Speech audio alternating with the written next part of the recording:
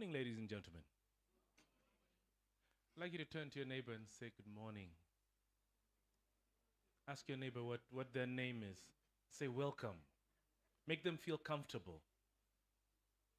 It could be your neighbor's first time at the Serena Hotel, so you make them feel comfortable.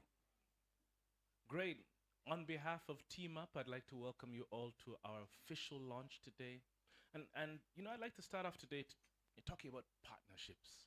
But you can't talk about partnerships until the event actually has been blessed. And the original partnership actually started upstairs. So I'd like to call somebody to give us a word of prayer quickly to bless the day, and then we'll dive into the activities.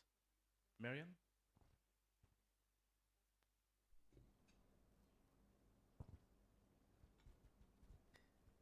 Good morning, ladies and gentlemen. My name is Marian Musinguzi Karamaji. I am the Communications Officer for Action for Health, one of the implementing partners of TeamUp. Shall we pray? Dear God, we thank you for this morning. Thank you for the gift of life and good health. We thank you for the opportunity to gather here on behalf of TeamUp and deliberate. We pray for fantastic conversations. We pray for quick information sharing and decisions. May you bless the hands that have prepared our meals. As the panel comes up, may they be good. May everything go according to plan. We thank you. We bless you. In Jesus' name we've prayed. Amen. Thank you, Marian. So an interesting question has been, how do organizations with decreasing purse sizes end up having sustainable impact in communities, ensuring that the well-being of not just local communities, but all over the country, everybody is growing, is being impacted? Well, some people say, no, maybe what we should do is that we should focus on a small group of individuals and make sure we get it right. Others said, no, we should partner. Because somebody said that if you want to go far, you go it together. So today, TeamUp is launching, and we like to share our insights during the course of this symposium. But something I think that my mother told me, and I think I've taken it to heart ever since, is that when you're speaking, never speak to strangers. So it's very important for us to get to know each other. So I'd like to do my introduction. My name is Dr. Ronnie Mechegwang. I am a veterinary doctor, so please don't fall sick because I'll not be able to help you unless you can bark like a dog. For the longest time, I think public speaking has been my forte. I started speaking late when I was a child. My mother thought that I had mental challenges, but when I started talking, she said I couldn't shut up. So the reason why I'm here is to be able to moderate. I'll be guiding the discussion. And what I'd like to do is I'd like to pass the microphone around. Just quickly tell us who you are, your organization, and what your expectations for today are. All right? Thank you, Ronnie. Good morning, colleagues.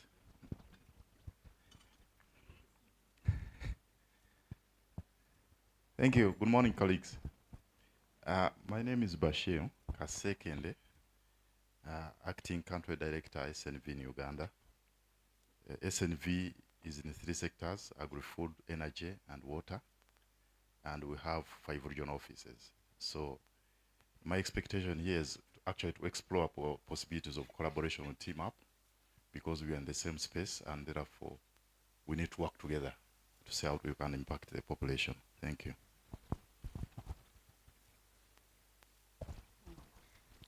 Morning, everyone. My name is Winfred Khalifa. I'm co-country manager at Hans R. Neumann Stiftung, one of the organizations in the TeamUp consortium. My expectation is that we'll get to know more about organizations that are within the same space as us, and also to share our experience in the multi-sectoral approach that we have under TeamUp. You're all welcome.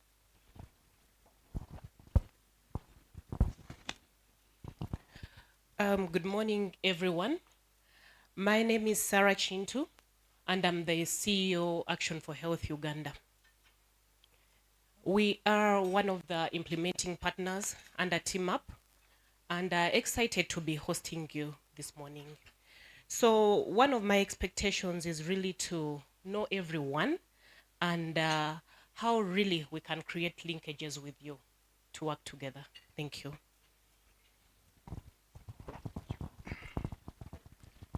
Good morning, everyone. I'm called Felix Opio. I'm a co-country manager for Hans R. Neumann Stiftung, together with Winnie.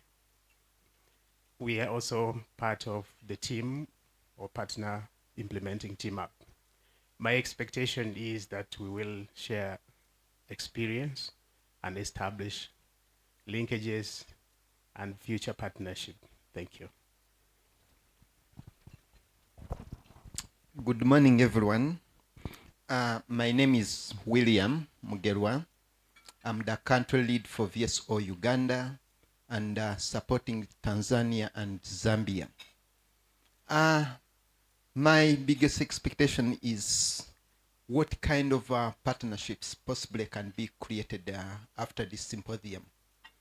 We are supporting youth across the 3 countries, and there are quite a lot of similarities when you look at what the youth are doing here, what the youth are going through in Uganda, what the youth are going through in Tanzania, and the same challenges even in Zambia. So I'm here to take some lessons and also to look at synergies that can be created. Thank you.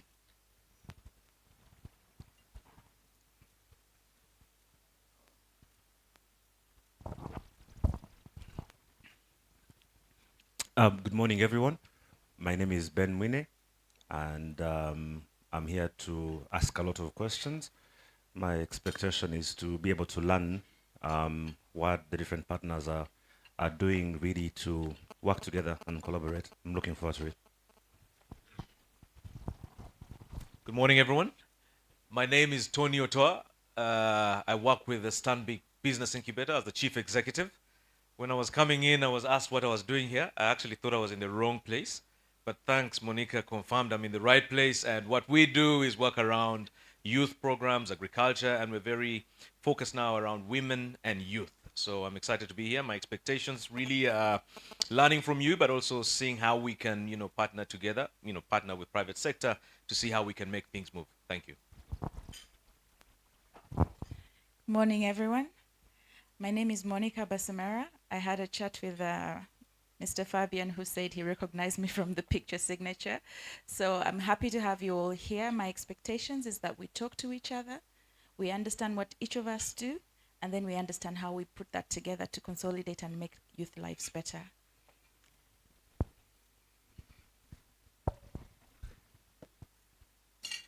Good morning, everyone. My name is Nassau Susan from Itiana, co-founder Evergrow Organics, a social enterprise aims at bringing organic solutions for agriculture. My expectation, I expect connections and I expect sharing ideas. Thank you. Good morning to everyone. Vincent Matovi is my name. I come from Malangala Youth Empowerment Center, a youth structure under TeamUp. We do produce sanitary pads. I expect to know more about different organizations and also connections. Thank you.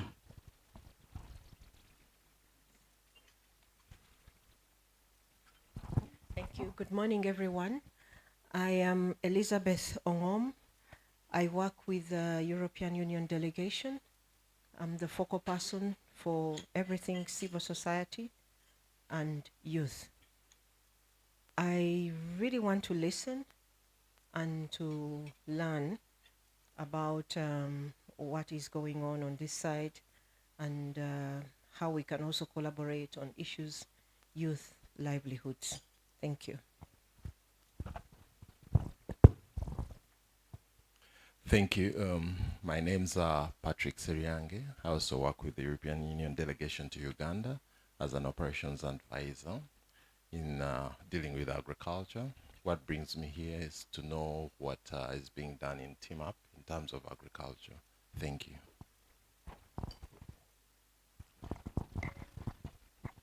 Good morning.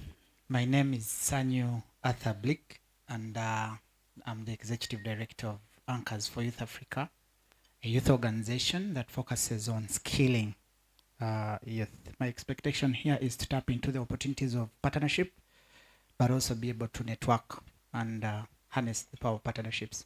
Thank you. Good morning, everyone. I'm Immanet Faith Patuma from Mityana. I'm sexual reproductive health advocate or a youth champion, helping young people access health information and to live healthy. Thank you. Morning, everyone. I'm Unia Msazi, and I'm the Executive Director of the Uganda Water and Sanitation Network, a network of more than 250 civil society organizations that work in the water, sanitation, and environment sector. I'm here to learn more about TeamUp, to get to know, the key milestones. We have actually one of our board members who is an implementing partner, and also based on the introductions to get to know more about the organizations in here and how we can partner. Good morning, everybody. My name's Adam Harvey. I'm the CEO of Wave Solutions, which is one of the partners in TeamUp. I'm very happy to be here and very glad that there are many non-TeamUp members we can interact with today. My expectation really is just to learn how we can learn from you, how we can connect together on services in rural areas, so that the rural areas of this country are really the place to live, the place that young people want to live and want to work and can have a good life. Thank you. Good morning, everyone. My name is Goloba Isaac. I'm a Principal Assistant Chief Administrative Officer for Mityana. I've worked with TeamUp for some time, close to 4 years, the past 4 years, and I know their experience. However, today I'm here, I'm expecting to get to know what package they are going to unveil through the launch today. And two, I didn't know when Monica was sending to me an invitation that we are going to have quite a number of NGOs here. But now another expectation is to know how these NGOs can be beneficial to our youths in Mityana, how we can link up with them and they help them. I'm humbled, Monica, by the invitation of these youth champions from Mityana, and certainly I know at an opportune time we'll give them space to inform the members what they are doing and how they can assist them. Thank you very much. Good morning, everyone. By names of Rhoda Clavako, the project manager, HRNS, TeamUp in Mityana.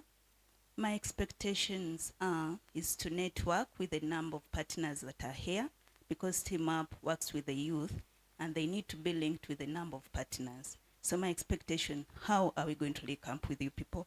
How are you going to feed in the consortium so that the youth benefit? Thank you so much. Good morning, everyone. My name is Daniel Twite. I work with Web Solutions as the service area manager. I am happy to be here and I'm happy to see all of you. My expectation today is I expect to hear from the partners' involvement on what they think about our TeamUp approach and see if there are any collaborations that we can forge between the TeamUp partners and other organizations present. Thank you. Good morning, everyone. I'm Doreen Anyumel. I work with Wave Solutions as a monitoring manager. My expectation is mainly about the coordination approaches and strategies that we can learn from other organizations to be able to work together as TeamUp. Thank you. Good morning, everybody. My name is Chigon Nicholas, Community Development Initiative. I'm here to learn about TeamUp Uganda and to collaborate with Team Uganda. Good morning. I'm Jackie Katana, founder and director, Faithful Family Health Initiative. It's an interfaith NGO governed by eminent religious leaders, but I'm not ordained. Two, I also represent CSOs at global level on the Global Financing Facility Investors Group hosted by World Bank. And I also represent CSOs, reproductive CSOs at Health Policy Advisory Committee. Why am I telling you those two? Because I'm going to be your advocate in those spaces. They're also very exciting. I'm an alumni of Action for Health. I left 6 years ago as a program manager. Actually, we started designing this and I ran away, went to the Embassy of Ireland before I came back to this space. And I'm glad that this baby has grown to where it is. My expectations, one, is to continue dialoguing how the integration of reproductive health with the livelihood or economic empowerment with other sectors like water, among others, because that's lacking. I sit actually, because of that position, I sit at global level on Gavi, Global Fund, and Global Financing Facility, like the global health initiatives, and nothing about economic empowerment is ever discussed. And that's when you talk about sustainability. If you talk about empowering young people, that's where it is. The other one is how can we partner to work with our religious leaders, because they have sustainable structures that run from national to subnational level. Thank you.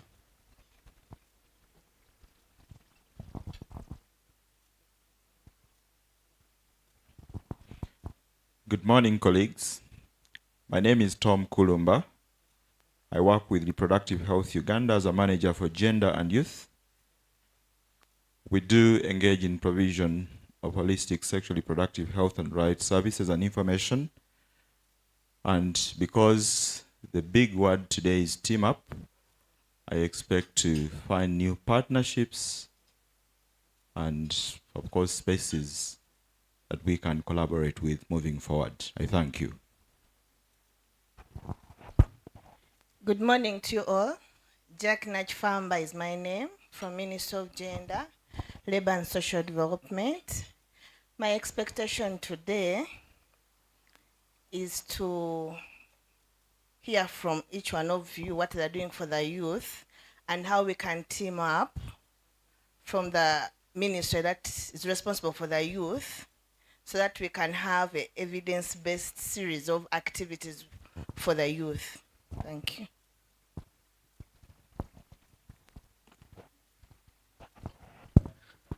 Good morning, ladies and gentlemen. My name is Robert Mutiwakiria from the Ministry of Water and Environment in the Directorate of Water Development.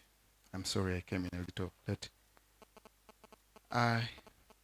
What I would want to get out of this meeting is at least one actionable point that is really touching for the sector that I do represent, which is water and environment. When I was reading the invitation, I did see a lot of sectors represented here and very many stakeholders. And I think we're all having various tasks, but you may appreciate 90% of what you need to achieve goes with water. So I really want to see what plans you have with respect to water supply, not just for the people to consume, but also for the people to use for other purposes to make sure that their livelihoods are improved. Thank you.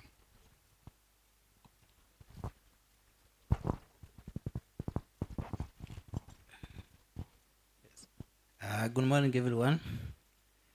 I'm Isaso Edward Esau, working with the Web Solution as a web service officer. I'm also happy to be here.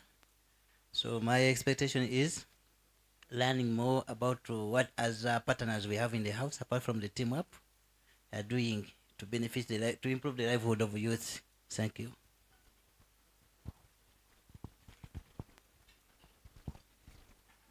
Good morning, everyone. My name is Frederic Bergeron. I'm General Manager for Wave Solution, and my expectation is networking with a new organization and also explore partnerships and maybe practical tips that we can go home with to drive better partnerships between organizations. Thank you. Thank you. Good morning, everyone. My name is Sheila Ampumuza. I'm the country director of Sawa World. So grateful to be here. We had a unique opportunity to work with TeamUp under the economic empowerment space. And I really look forward to learning more about the second phase of TeamUp and also connect with different people and then explore partnerships. Thank you.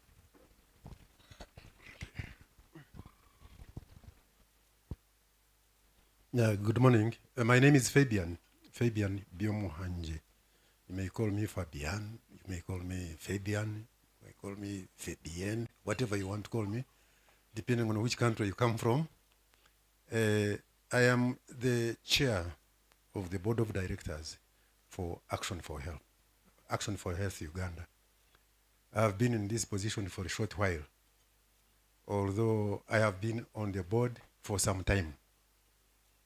In my previous life, where I used to work with the United Nations Population Fund as the UNFP representative, both in Kenya and in Namibia. And then I retired, only to be asked to be on this board. And when I was told there is something called TeamUp, I got excited. Because when you have got a world that is shrinking in terms of resources, you have to be innovative and think of how you can use whatever little resources that you have in order for you to be able to achieve maximum results. So I'm expecting, and this is global, you have got the European Union, you have got the East African Community, you have got the West African, ECOWAS, whatever you call it.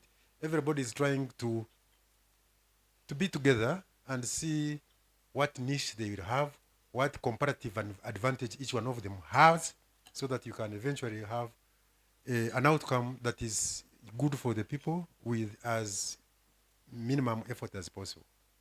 So I think for me, as part of my learning process, is to see what is happening in each of our various portfolios and how we can pull our resources together so that we can have maximum impact, specifically on the young people.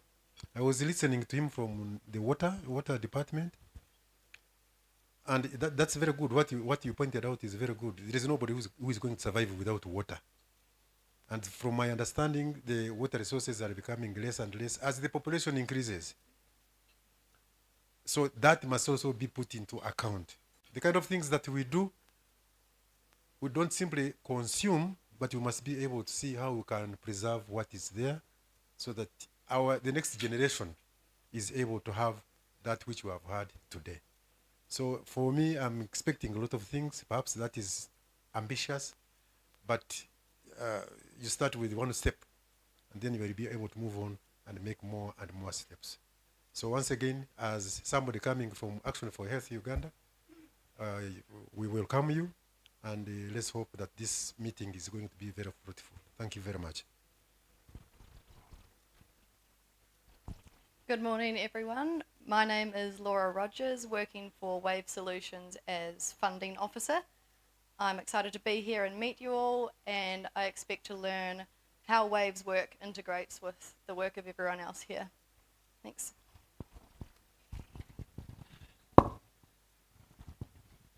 Good morning, everyone. I'm Carol Anyait. I work for Wave Solutions as a field service officer in Mityana district. My expectation today is to share experiences together with the partners that are here in the space that TeamUp works in, and also those partners that are outside the space that TeamUp works in. And then maybe the other thing is to share how best sustainable strategies can be considered just in case the funding is not there. How do we make that? How do we make sure to see that whatever we are implementing continues after the funding has phased out? Thank you.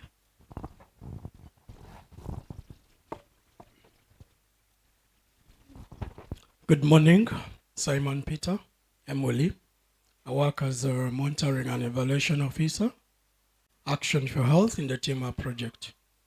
My expectation, since this is a youth project geared towards improving the livelihoods of the youth, I want to see and to know new strategic approaches that TeamUp is bringing on board. because we have already had very many organizations in the space. So many years down the road, things have been done, and the livelihoods of the youth in Uganda in particular. There's an improvement, but there's a lot to be done. So I want to see those new strategic approaches that TeamUp is bringing on board to be able to help the youth sustainably. Thank you. Thank you very much, Simon.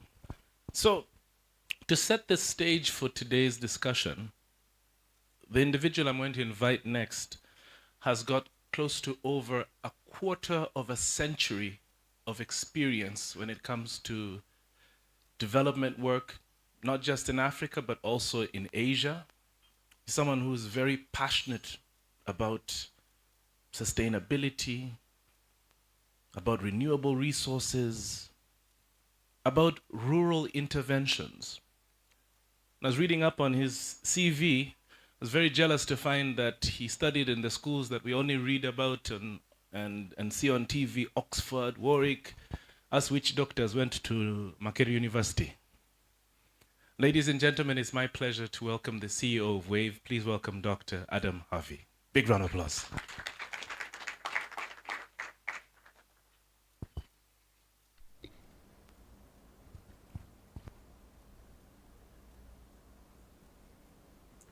So good morning again. And first of all, I'll say I'm completely unprepared. So what I'd like to do, I'm actually speaking now as representative of the CEOs of the TeamUp, the three TeamUp organizations.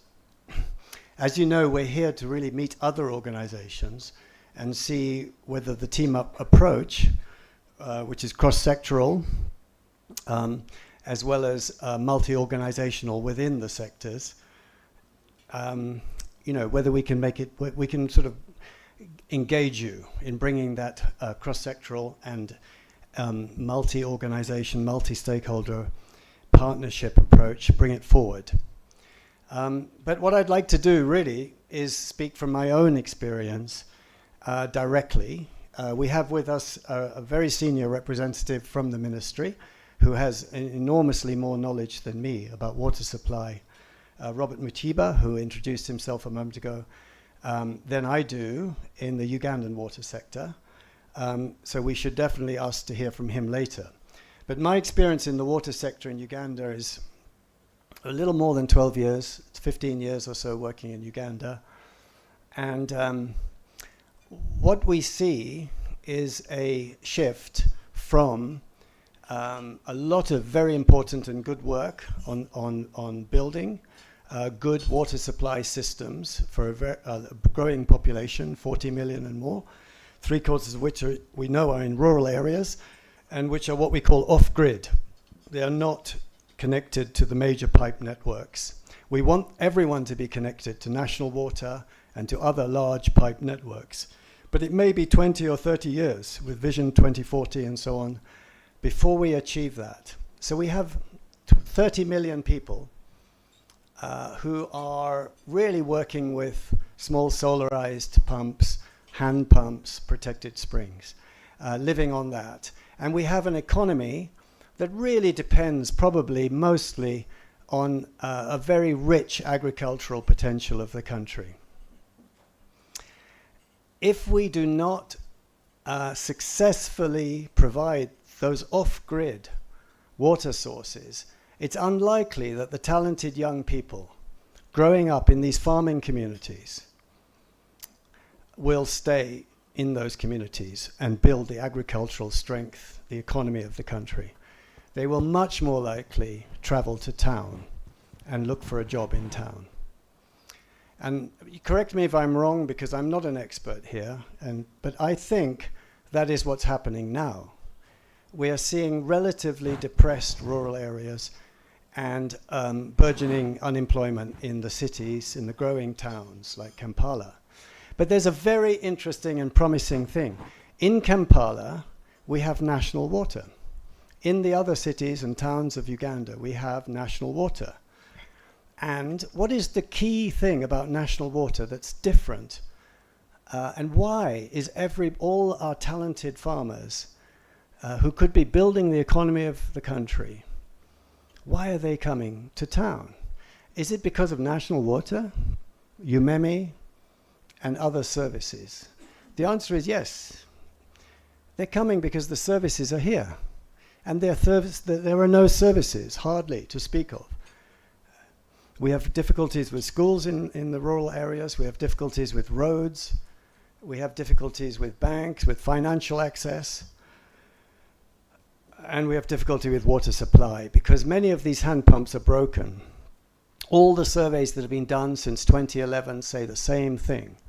At any one time, if you go to any hand pump in the country, and this actually also applies to the new solar pumps that are being brought in, which provide tap stands and household connections in rural areas, you find that half of them are not functioning. Then what that means is a few months later, if you did the same spot check, you would find another 50% not functioning. In other words, during the course of a year, there is no off-grid community, no farming community in Uganda that does not suffer from a long period of time when there is not water flowing. So in other words, we do not have services in our farming communities, which are so important to our economy. And there's been a big shift, of course, from construction of infrastructure to service delivery in the form of the Sustainable Development Goals. In our view, they should be called the service delivery goals, the 24/7 service delivery goal. Because what is different about Kampala and the cities is that the water is there pretty well every day. If it's not there, what do? You can actually make a telephone call to a body, to an entity who is responsible to make sure that your pump is working, that the water's coming out of your tap, in your school, in your clinic, in your health clinic, in your home. There is an entity that's responsible. And all you have to do is make a telephone call. That's all you have to do. Well, there's one other thing you have to do. You have to pay. Now, that sounds wrong to the ears of many NGOs, but not, I think, to the Ministry of Water and Environment, and not to the government. But it sounds wrong to the ears of NGOs. But if NGOs are to shift to service delivery and build the economy of the country, perhaps we need to rethink our emotional reaction to the word payment. There is something very interesting about payment. There are two very interesting things. One, the minute you've paid, even if you only paid 1 shilling on a proper contract, you have a legal right to whatever it is you've paid for. So the UN is constantly talking about rights. The NGOs talk about rights. We talk about the rights to water. But the reality, as any lawyer will tell you, is there is no right to anything unless you pay. First pay, then you have a right. So if we want to achieve a right to water, let's create payment systems that are really there, that are really working. And to be honest, I'm going to be very blunt, NGOs are not helping. Because the mindset is, oh, payment is not really a good thing. But actually, payment gives you the right. So let's talk about the legal right to water through payment. Payment comes with contracts. And when you have your national water in Kampala and other cities, you actually have a contract. Same with UMEMI, same with your insurance on your boda or your car. You have a contract and you make a payment. So service delivery is the way development is going. We've seen a lot of money still coming in for infrastructure, but we need to see that infrastructure actually functioning and providing services every day. And to do that, we really need to see payment. The rural areas are suffering from lack of services, and if we're going to move forward, we will need to see a move to payment for service. Now, there's another interesting thing about payment. Are you, as a farming family in Uganda, are you proud to be able to pay for your services have you lifted up a step in the economic livelihood, the economic development of the country, if you are able to pay for services? Or are you happier if you say to a nice friendly NGO staff member, I don't have enough money to pay, I'm a very poor farmer, I can't even afford 1,000 shillings to help make sure that I get the service. Who is happier? The one who can pay, or the one who says, or feels he should say, I'm too poor to pay? That's a very big question that we should ask ourselves. And if we want economic development, we want to see our farming communities proud and happy to be paying for their service. The amounts of money are very small. They're actually in the constitutions of the villages anyway for the last 20 years.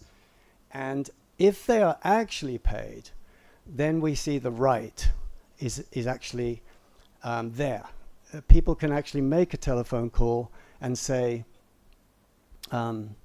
why is my pump not working? I want it fixed. I've paid my bill. I'd like it fixed by tomorrow. It's your job. So that's the way the Ministry of Water has shifted.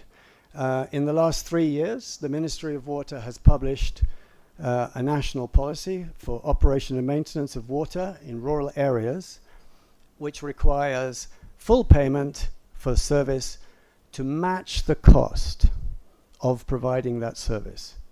And one of the organizations in the TeamUp Consortium has been working closely with the district of Mityana and some other districts. And we have here a representative from the district. Isaac is with us. Isaac, put up your hand so people can talk to you about this. He's been working very closely with us on exactly what I've been talking about. The ministry's national policy for accountable water supply, whereby entities are responsible to provide 24-hour response to any breakdown, and communities are responsible to pay a very small fee, which is easily affordable, to make sure that that service is there sustainably. And Carol, one of our colleagues here, said very clearly what she's here to hear about is sustainability. Why are we dependent on grants? And is the dependency on grant really helping the economic development of this country? The answer is clearly no. We need some sort of service sustainability. That's where we're going. And Carol, is quite right to make that point. That's really what we're here to discuss together. How can we move on from dependency on grants? The ministry's policy on payment for service is a solution to that problem, and it works. And that I'm speaking, as I said, from the experience of our own organization, not from Action for Health and from HRNS, the other two organizations in the group. I'd prefer they could also give us their approach to sustainability. But I think what I've described here is key to the TeamUp approach, because to achieve this shift to service delivery and payment for service and economic development of the rural areas and of the country's economy, we do need to work together. We simply won't do it if we are working separately from each other. And so we've made some very good steps in that process, working together in agriculture, financial access for farmers, sexual reproductive health rights. All of these are in the same boat. These are services that need to be financially sustainable. They need to be self-sustaining financially and not dependent on grants. So that's all I'll say now. I hope that's put a few ideas into people's minds that maybe we can build on later. And I really encourage everybody to find time to talk to Robert Mutiba here from the ministry, or to force him to speak generally to us about the ministry's policy, because I think it's a very, very, very key step towards service delivery. And equally, Isaac at the district level here in Mityana has been very active in implementing this policy. So I think we can learn a lot from our government representatives here today. So thank you, everybody. That's all from me. Ladies and gentlemen, Dr. Adam Harvey, representing the CEOs of the implementation partners.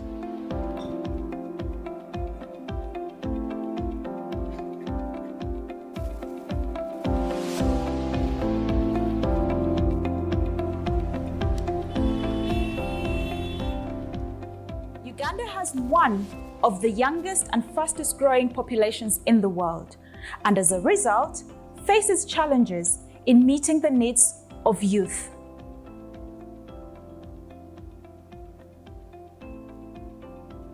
Over 70% of the Ugandan population is under the age of 30. Of these, the majority lives in rural areas like Mityana, where they lack employment opportunities, resources like land or access to finance, and are looking to move to urban centers for a better life.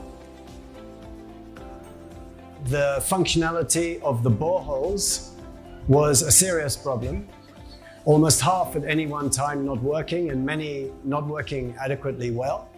The mothers were complaining that their teenage girls were missing school because of fetching water, walking long distances, and there were health problems due to consumption of contaminated water from open sources. There was a challenge of limited young people's participation in decision-making processes at all levels, from the sub-counties up to the district and even the national level.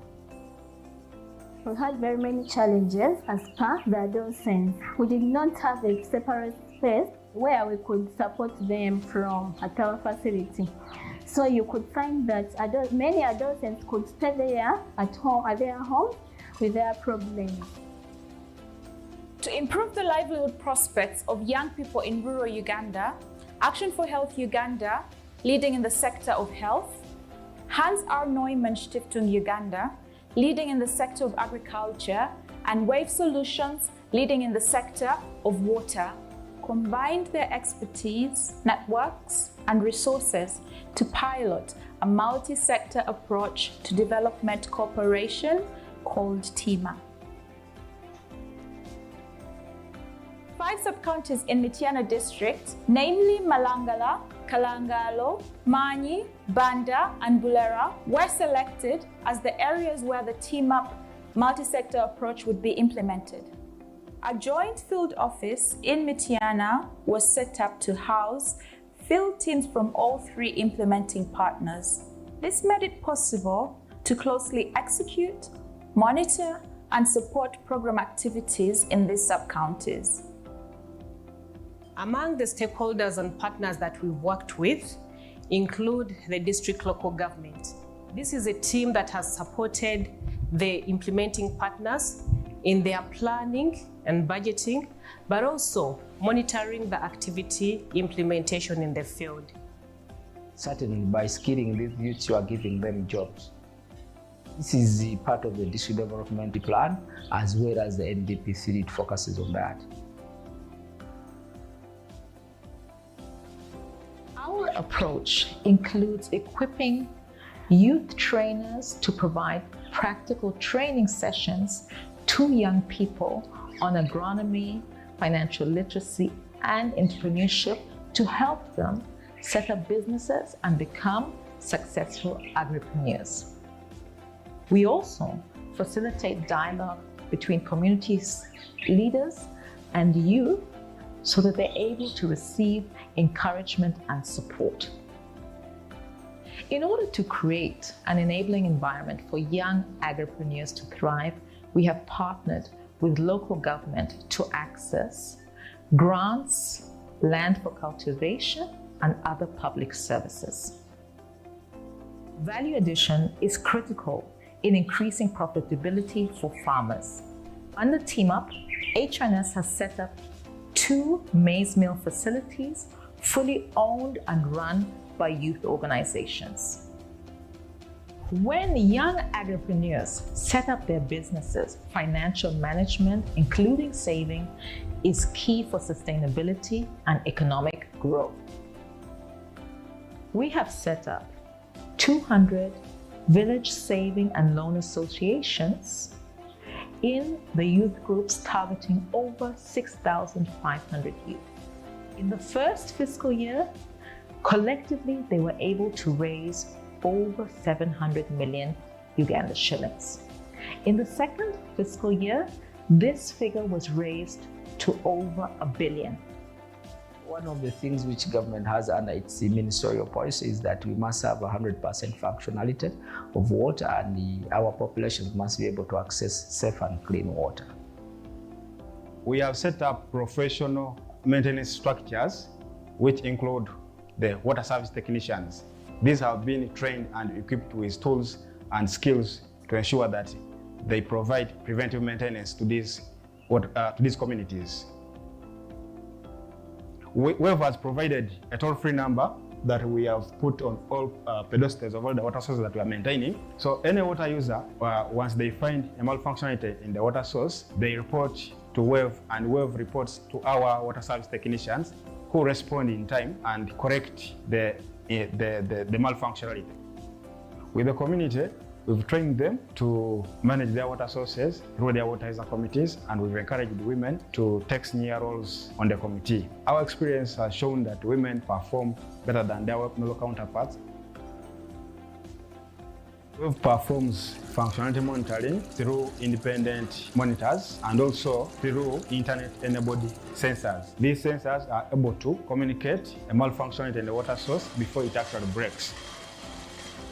WAVE is able to detect that through a dashboard on the computer, and then we are able to respond before a breakdown occurs.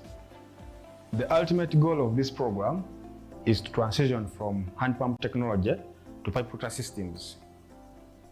In Kalangala sub-county, WAVE has started on this intervention. We constructed one piped water system in Chamsi village, and it is serving a bigger community in that sub-county. We worked with the local government and mobilized younger people into community youth clubs, through which they would access knowledge on SRH, but also through that kind of strategy, we were able to increase young people's demand for the services, both at the health centers, but also within the community outreaches. They have established youth-friendly corners, and these youth-friendly corners are specifically corners for youth to come and share their different challenges. We also were able to build the capacities of the local government health workers to be able to provide youth-friendly services to our target group, but also not only our target group, but young people in general within the community. They are putting up toilets with changing rooms and incinerators, so it's keeping them in school. We also worked so closely with the district to ensure that young people have space through which they can voice out their concerns to the duty bearers. Using this holistic approach, TeamUp has reached over 50,000 in and out of school youth between the ages of 15 and 30, as well as their families and communities within Mityana district in central Uganda.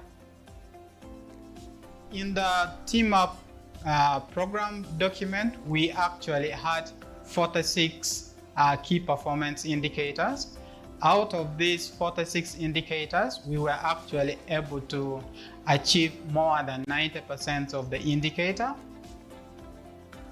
Sustainability is at the core of WAVE's work with local government and with communities. We have found that communities are willing to pay affordable fees, which are actually sufficient to cover the cost of 24/7 service, and local government and politicians, aid organizations are supportive of a system that maintains water sources, boreholes, working every day. We had what we call the peer facilitators at the youth corners. That has been sustained because these trained peer facilitators were integrated within the health system at the facilities, and they are continuing to be there to support the service delivery. We are confident that the young women and men we have skilled will become successful agripreneurs, have thriving families, and be drivers of positive change within their communities. We are confident that now there are prospects for replication of such a collaboration with other organizations there that can demonstrate that when you implement under collaboration, there is leveraging on each other, but also it's cost efficient and effective in the long run. We acknowledge the invaluable support from the German Federal Ministry of Economic Cooperation and Development, BMZ, Hans R. Neumann Stiftung, Siemens Stiftung, and DSW for enabling TeamUp Uganda to positively impact the lives of rural youth in Mityana district and Uganda.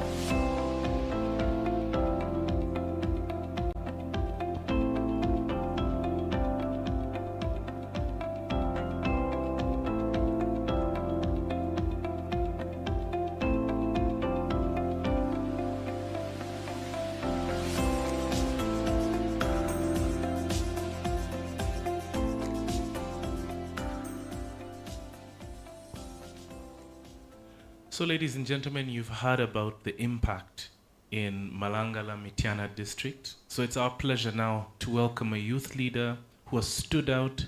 She's a firm advocate of policy and reproductive health and agriculture. Please welcome Fatuma Imanet. Big round of applause to her.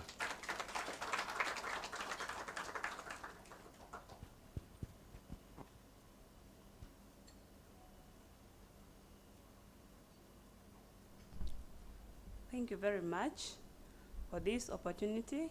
Good morning, everyone. My name is Fatuma Imanet, a youth advocate from Mityana, that is Malangala sub-county, and TeamUp project. Thank you so much, our funders, for this opportunity. TeamUp has done a lot in Mityana, whereby I am a beneficiary of the project, but I was trained to help the community, whereby our fellow young people are able to access information on sexual reproductive health, agriculture, and safe and reliable water. So it's a synergy whereby health, you cannot be productive when you're not healthy, and also you need safe and clean water to live a good life or a healthy living. So in Mityana, Action for Health Uganda has set up clubs and groups, youth empowerment centers for sustainability, whereby young people are able to access sexual reproductive health, agriculture information, and also in case the community has a breakage in our piped water, or boreholes, they're able to read through the youth empowerment centers. So in addition to that, for our sustainability in advocacy, whereby we push in policies through the sub-county, in the budget planning processes. So TeamUp has done a lot in also that, whereby our district officials can bear witnesses that most of the young people in Mityana are able to speak for themselves, which has not been there for a long period of time. But we thank our funders for the opportunity given to young people. Then also, in addition to that, we have a project that is helping adolescent young girls to have access to sanitary towels, which are eco-friendly. When you moved in at the corner, there is where you see the mark pad. You find that also the MarkPad project is in Mityana, which is being facilitated by T4T, that is Technology for Tomorrow, which is training young girls in making these eco-friendly sanitary towels, which are 90% degradable, meaning that they are they are friendly with our environment. So in addition to what has been played, we have we cannot even express our thanks to our funders, because in Mityana, actually, it has been one of the neglected areas majorly in health, agriculture, and young people used to migrate to town because they were looking for jobs. But since the project began, young people were able to grow crops in the rural areas, and are able to, at least in a day, they are able to earn a living, meaning that they have reduced the rural-urban migration, and they've become productive and pushed in agriculture as a business. So whereby we are calling in government to support us. That is the Ministry of Trade and Industry, whereby young people have grown coffee, but the challenge is the market. So we are pushing the agenda. Since we are having different implementing partners here, we call upon you to support the projects that have been made in Mityana under the TeamUp project. So we, as the young people, we are grateful, and we thank everyone for supporting us as the young people, whereby we are able to speak our challenges and channel them to the direct departments, and we have good hope. So we thank our funders, and I thank Monica for this opportunity, for speaking on behalf of the young people. Thank you so much. Ladies and gentlemen, a big round of applause to Fatuma Imanet. Next up on the podium, we'd like to invite a lady who's very passionate about her mission to empower youth, particularly women, through skills development and resilience building. She believes that empowering women is key to unlocking the full potential of communities. Please welcome the head of the Program Coordination Unit, Monica Basemera. Round of applause. Hello, everyone. Good morning. I'm so happy to see very many familiar faces and very many new faces. I'm also very proud of Fatuma. I think in 2019 when we met, she would never have stood here to speak to you all. So in a special way, I'd like to say thank you for representing proudly the youth from Mityana. This is a presentation about TeamUp Uganda, and my name is Monica Basemera. I'm the head of program coordination at TeamUp Uganda, which represents 3 implementing partners who I'll introduce to you during the course of this presentation. TeamUp is looking to improve livelihoods and promote intersectoral cooperation in agriculture, water health in Uganda. And the theme for this particular activity or this particular event is going to be the multi-stakeholder partnership, a pathway to improved youth livelihoods and quality of life. Who is TeamUp? I've said agriculture, water and health, but what is that under the TeamUp? TeamUp is agriculture, represented by HRNS, Hans R. Neumann Stiftung, Uganda in this case, who lead in agriculture. We have Action for Health Uganda, who lead in the health sector, but responsively looking at sexual reproductive health. We have Wave Solutions, who deal with water, access to functional and reliable water at all times, 24/7. And we are funded. I would never want to go ahead without talking about who is behind and funding us.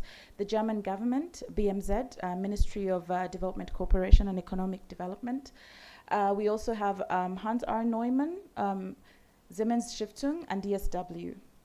This is the encompassment of who TeamUp, the implementing partners and the founding partners is. Of course, TeamUp is not just, these particular people we're implementing, but we work in consortium with a lot of people. We also work with the district local governments in Mityana. Now we're working in Kasanda, and we have 3 replicating districts identified that we're going to be working with shortly. What are the sectors? What are we doing in these sectors? In health, we are supporting young people to access sexual and reproductive health services and advocate for youth issues. This is a lot to do with understanding organizational development, setting up structures that are self-sustaining, that youth can actually run to when they have issues in their communities.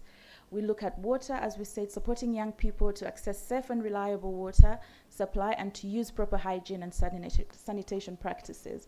And under here, I think we also have menstrual hygiene management. In agriculture, we look at improving the livelihoods of young people through agriculture and support for access to financial services and equality. And this has a very broad component in terms of gender, encapsulating everything that we do, both in water and health and agriculture. And I think in the panel discussion, we'll extrapolate a little bit more on that. Now, when we talk about youth livelihoods, quality of life, these are the three precedents that we have under TeamUp.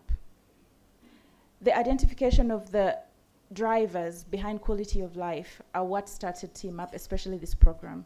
The understanding that absence, limited youth participation are excluded, and the fact that youth sometimes are excluded from decision-making processes with increasingly limited agency creates a vacuum in which youth can actually talk about who they are, what they're missing, the challenges, as Fatuma expressly told us. If you don't give them that platform, that creates a vacuum of 78% of your population not being able to talk about what are the issues that are affecting them, and that reduces their quality of life. Adequate income. While agriculture is the main source of income for rural households, the youth are challenged with a lack of necessary resources such as land, and other capacity areas to be successful in the sector, which is a main source of income. Everyone knows that Uganda is an agrarian country, and without supporting 78%, I think now we're going a little bit over, of our population engaged in agriculture. At what age do they engage? Do we wait for them to get to 40, 45 when they've tried everything and then say, okay, I'm going back to the rural area to start agriculture? Or do we start them at a young enough age for them to understand what agriculture is? What are the inputs, to know what it is that they put into this, into increasing their incomes? That understanding of income for young people is very important, because once they bring in that income, economic development across the board increases, and also increases their quality of life, and looks at the youth livelihoods improving as well. It's all interrelated. When you look at adequate access to health, in terms of homes, especially in rural areas, many of them are looking at open water sources, using water sources, especially before we came in. And we're coming and introducing something new, something called preventive maintenance, where you have reliable water, but at a minimal cost. We also have hygiene practices, and these are in and out of school, and the lack of awareness for sexual reproductive health as well, affecting the quality of life. We also have something in terms of HIV prevalence. Yesterday I read a statistic that said that more young girls are now coming in with HIV infections.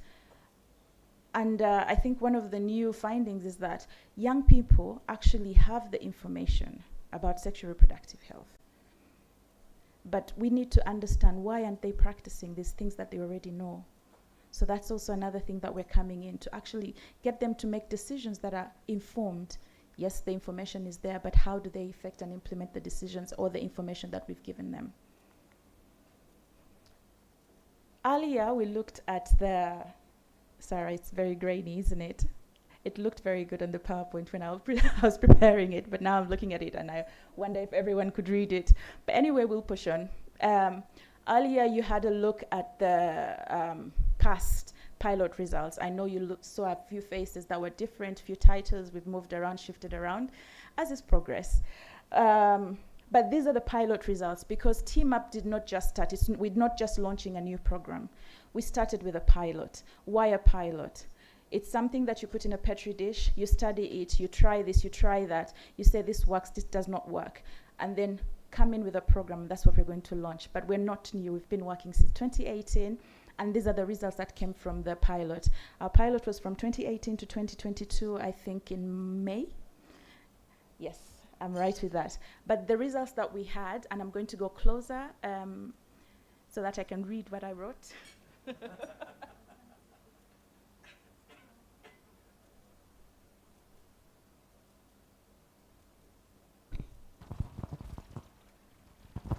The wonders of technology.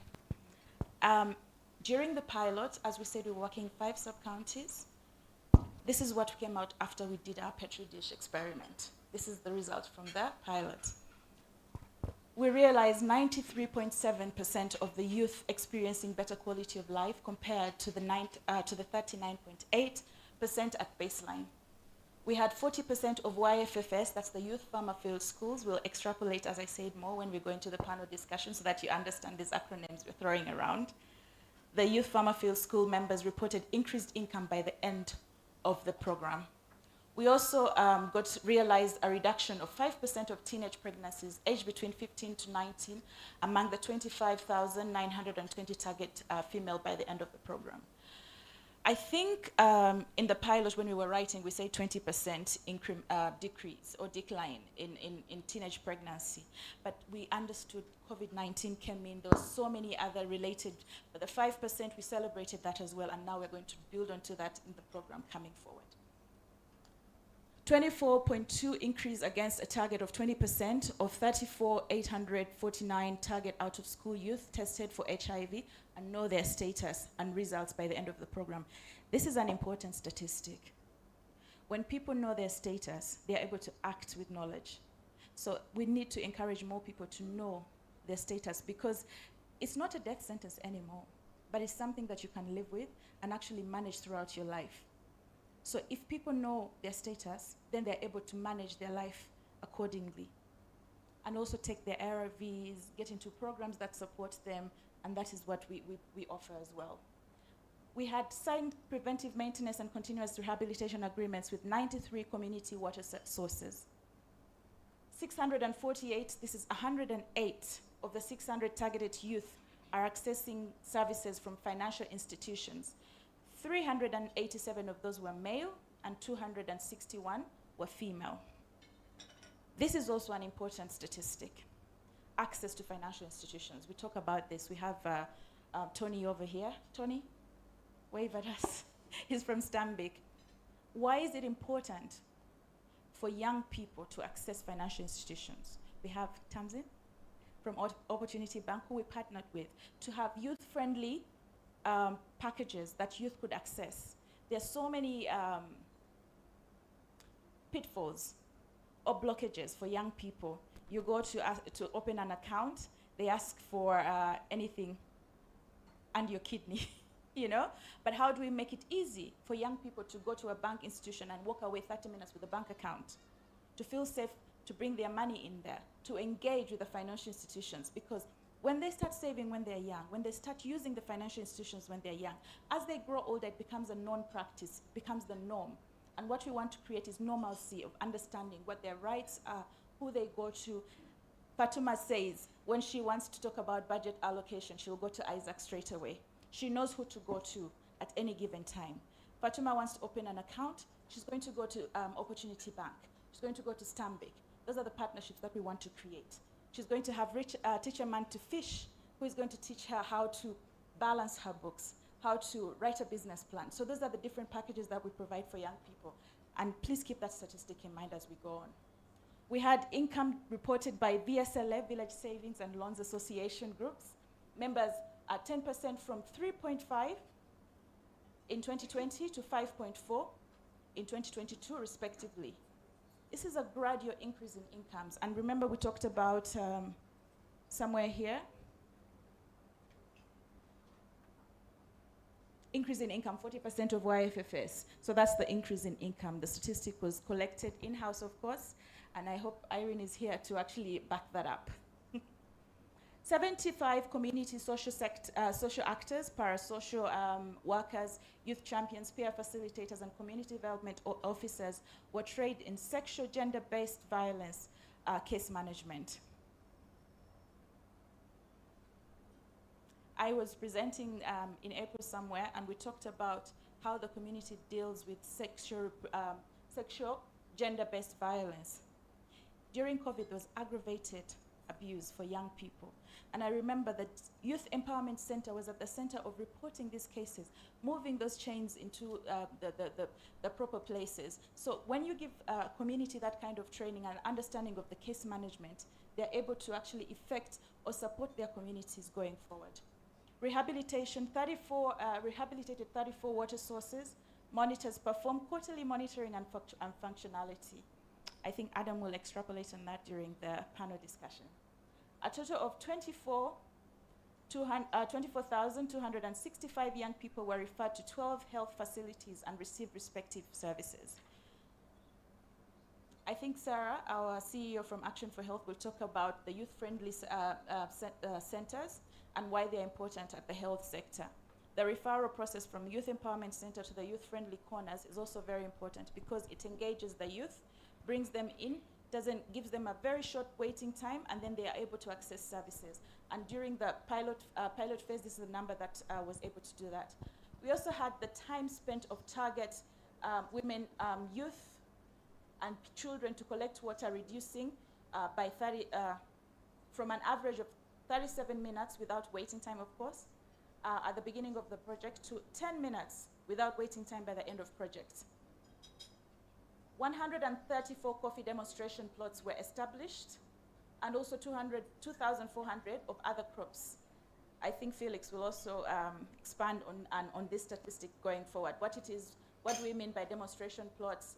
What do we mean by 134 coffee plots, and then the other products that are also done within that engagement? And one of the things that we're also proud that we worked with the district is that we established the Mityana District Committee on Adolescent Health. And I think Fatuma sits on the committee as the youth representative there. We worked with the Ministry of Health, Action for Health worked with the Ministry of Health, the district, to make sure that we had this, because this was a ministry body that it's supposed to be in all districts, but in Mityana we didn't have it, and we supported, and now it's working very well. Of the 3,000 targeted youth, 118% youth have received loans through the respective ESLA groups, and of these, 160 are male, and 1,383 are female. Again, the village saving unit, we had the statistic in the pilot program, the 700 million in the first year, and then the 1 billion in the next year. Of course, this is not, you know, when you hear 1 billion, you go like, wow, these are 200 groups that save 1 billion, but still it's the start. Today is 1 billion, tomorrow is 2 billion. The other day, I don't know what it would get to. And then we also trained officers on the preventive maintenance and the national O&M framework. And the officers that were trained, we had the sub-county councillors, we had the Gombolola internal security officers, local council, chairpersons, and SASs and CDOs, community development officers. And now walk back to the podium.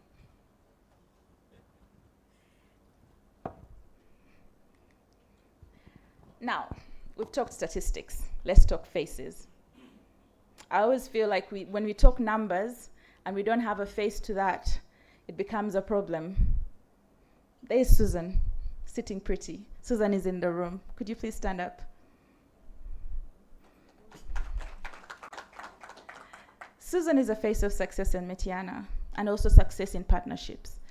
Susan comes from a family, an agrarian family. Her parents were part of the HRNS project in the past. So when we came into the community, they were no longer really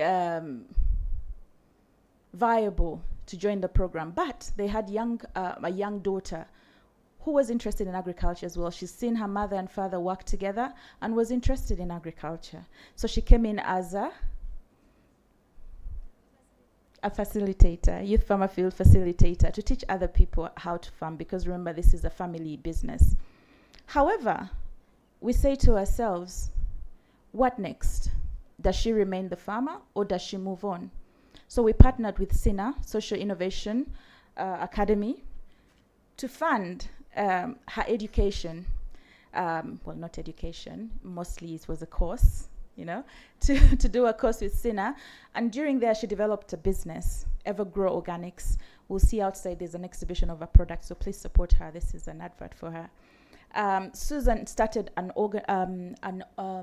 company. It is, yeah, a company. She's registered it. It's working. She's doing organic fertilizers.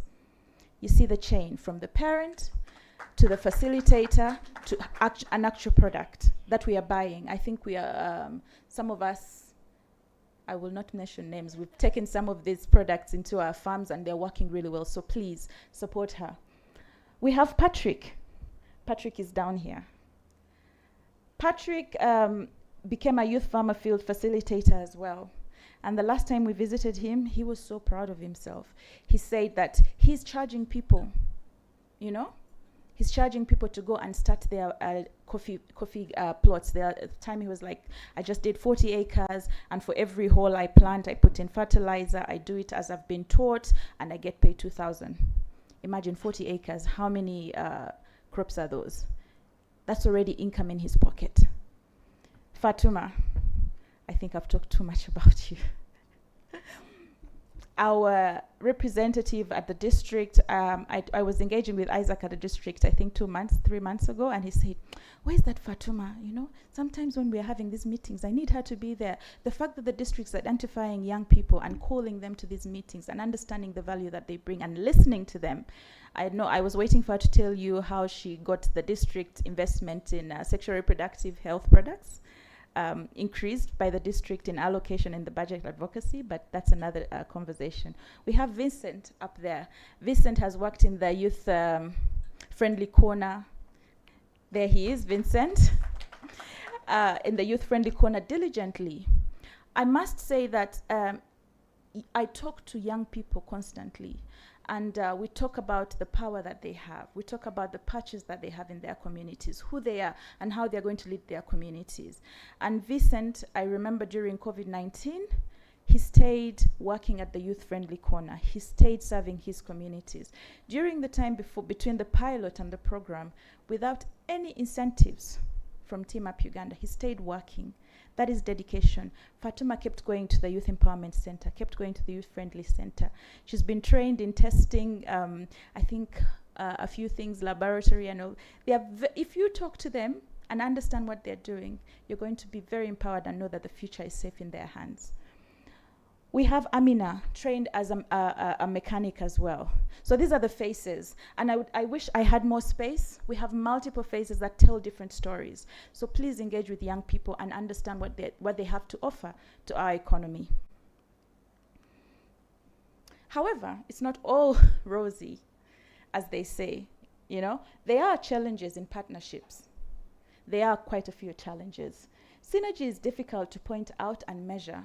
You know, we say we are working together, but it's difficult to isolate where we work. You know, the synergy, to say this is synergy. Synergy is going to the field together in one car, all partner implementing partners going in one car.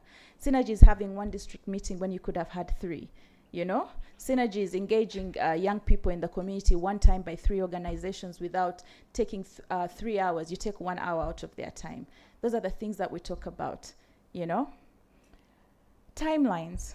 You know, we're in a hurry to create partnerships, but partnerships take time. Exit strategies, we're talking about sustainability. How do we empower young people that if we pull out, as was one for the most NGOs and CSOs, that they're able to keep these communities running? Collaboration and partnerships take time, as I said. You build something over time. 1, 2, 3 years is not going to be enough. The cost of it also is actually really high. And then expectation management within the communities. We go in and, as Adam said, sometimes it becomes a savior mentality. How do you become an empowerer and not a savior? So that's also very important when you're looking at partnerships. Now, to the new program. We've talked about the pilot. We've clapped about all our successes. But now this is what the pilot wants to do. Youth organizations representing youth interest in agriculture, health, and water in rural areas at all levels. Before we were talking about district, now we're talking about sub-county districts, regional, we're talking about national. Regional and even international. How do these young people get represented or have representatives from within the communities? Because a lot of the work that we do is done by the young people within the communities. I don't have time to really go deep into what we're doing, but the empowerment of the community to actually take purchase and ownership of the work that it's doing. Young women and men have improved their economic situation, and regional and national actors are regional, and national actors are contributing to improved and gender equitable income opportunities in rural Uganda. That's our another objective. Young women and men are increasingly using professional health services, and regional and national actors are contributing to improved service delivery in rural Uganda. The TeamUp approach for integrated service change through cross-sector collaboration and knowledge management, and public and private actors at regional and national levels engage in cross-sector planning and sustainable service delivery models. It's a mouthful, and we'll unpack it as we go. I'm not going to unpack it now. These are program targets. Over this, in the pilot impact video, you saw different statistics, but these are statistics now.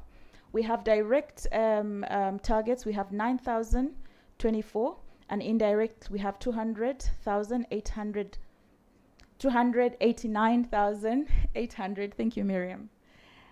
If you look at that, we did a bit of color code because if you look at our SWASH, our representation, blue is water, green is agriculture, orange is health. That's an aside, an internal communication. But the direct beneficiaries will be 924 for the water sector, 5,400 for the agriculture, 3,900 for the health. And then the indirect beneficiaries will be 75,000 for the health, 27,000 for the agriculture, 187,000. Yeah, my daughter is going to have a ball with this. Me and math, we don't math. Anyway, those are our targets. Now we go with the value of collaboration. Why is it so important? Why are we here? The program unites the expertise, networks, and sources of resources of local organizations to create long-term partnerships between foundation partners and the implementing partners, and would like to bring in all other partners as well. It creates social value and greater impact for young people that are part of the program. It creates marked focus on cross-sector and process-based learning, and also under partnership you create common objectives, purposes and values, and you share the risk as well, and also build a kind of trust amongst each other. And also and critical also is shared structures. We had the youth empowerment as centers that are shared, and then our target groups are also shared. There are a lot of interlinkages in how we deal with our targets. And the beautiful, do we call it a graphic at the end? That is the representation of who TeamUp is. It's in German, but allow me to translate. We have health, we have agriculture, we have water, and in intersection there we have TeamUp. And those are the implementing partners as well as the foundation partners, and that's the country where we're working.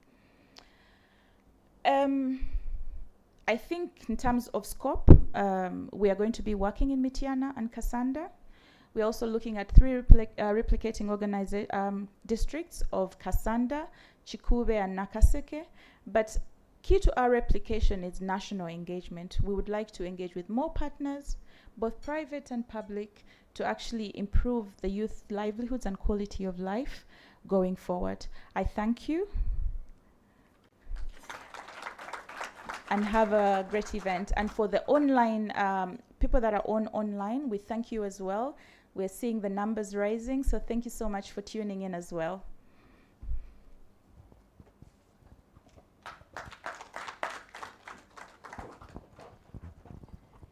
Thank you very much, Monica.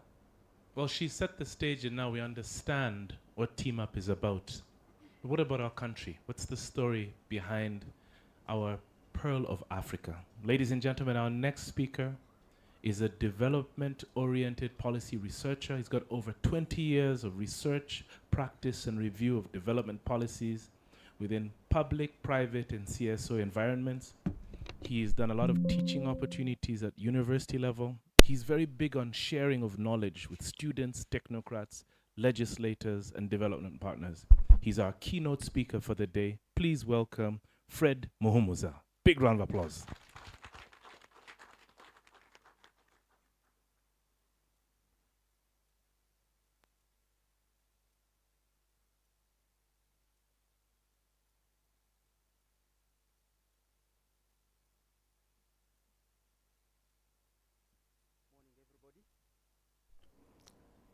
In case you didn't hear me, this was off. Good morning. Good morning. It's really a pleasure to be here, and I want to appreciate TeamUp, and I'll certainly be happy to be part of the team. I work in those intersections where TeamUp is, if you remember the last slide.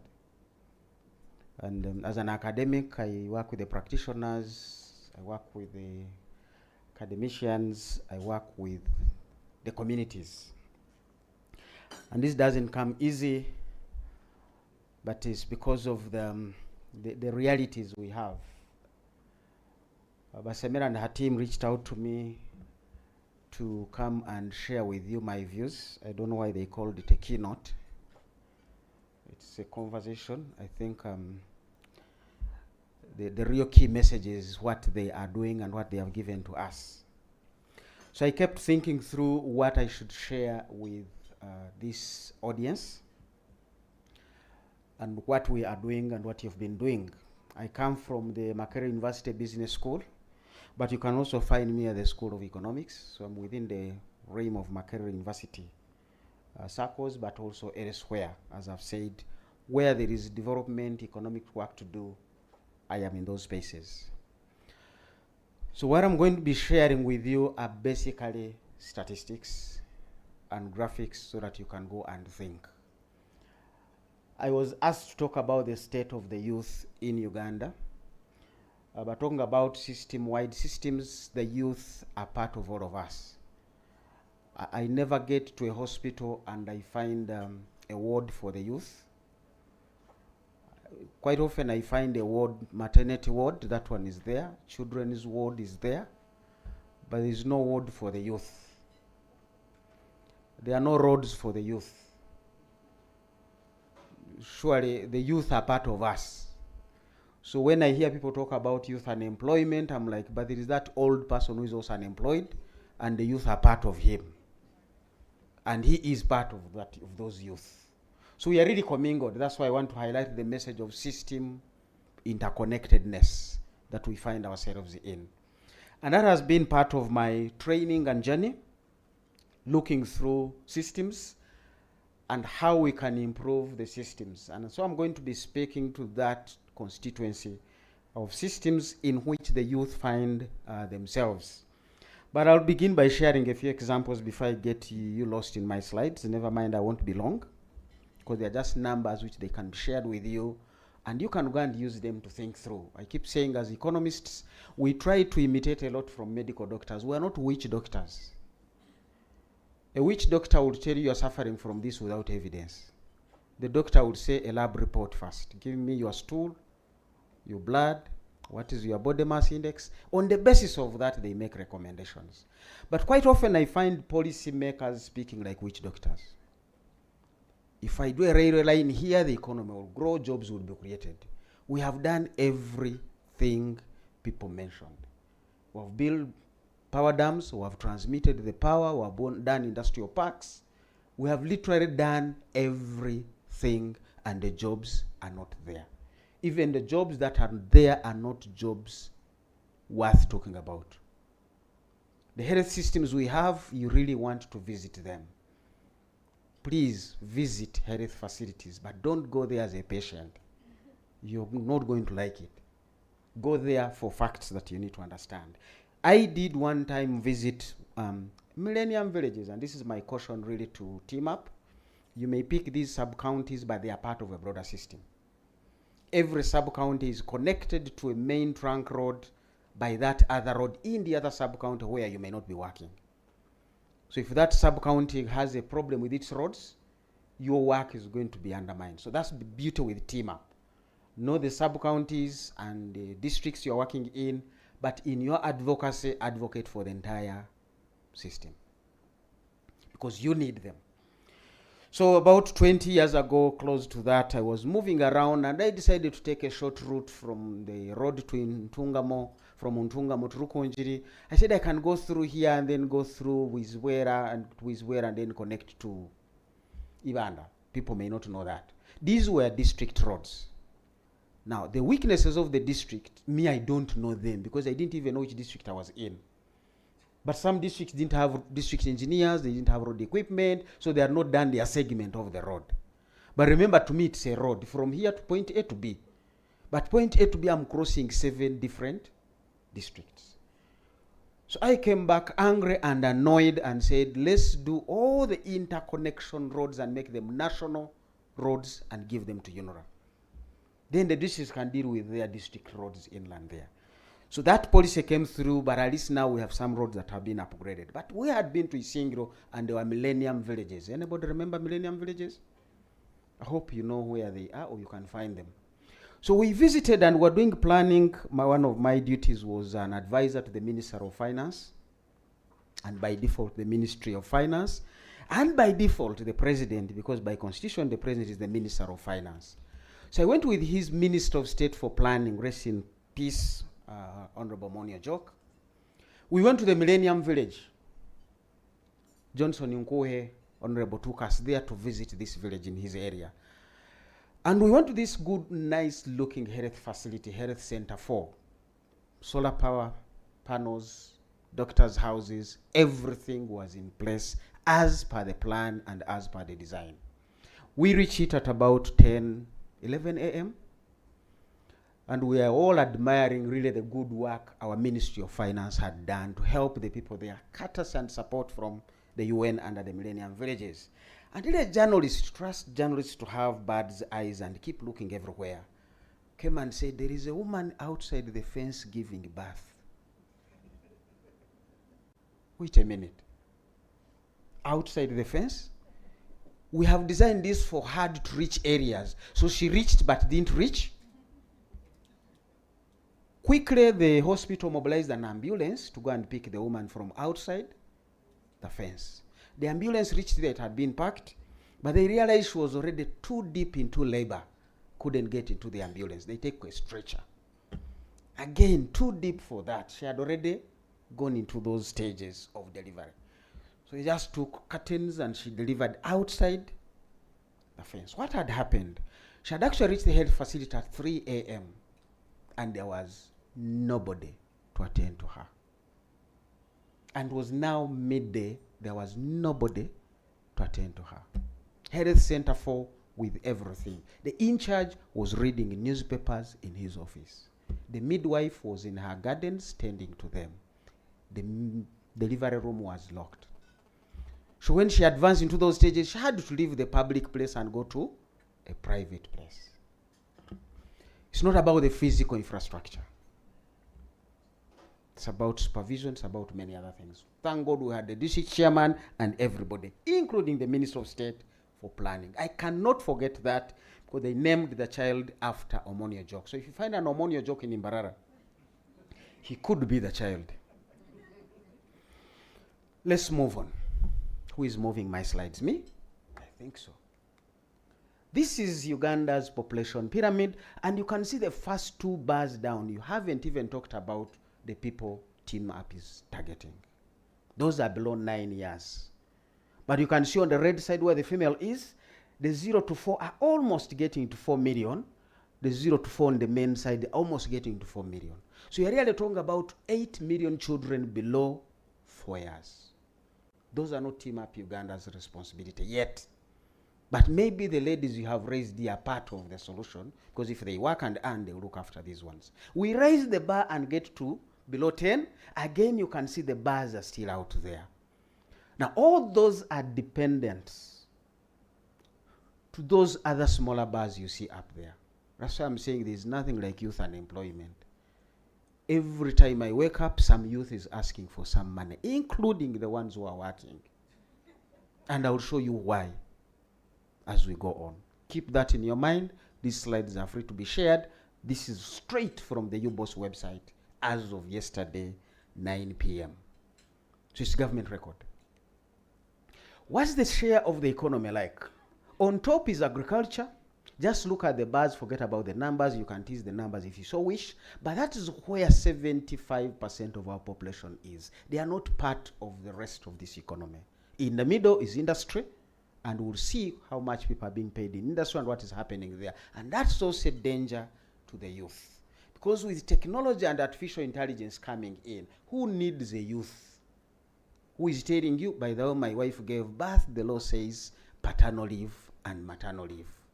I'm going to get a robot. I'm going to get an app. Apps don't rent houses. They don't ask for NSSF. They don't pay taxes.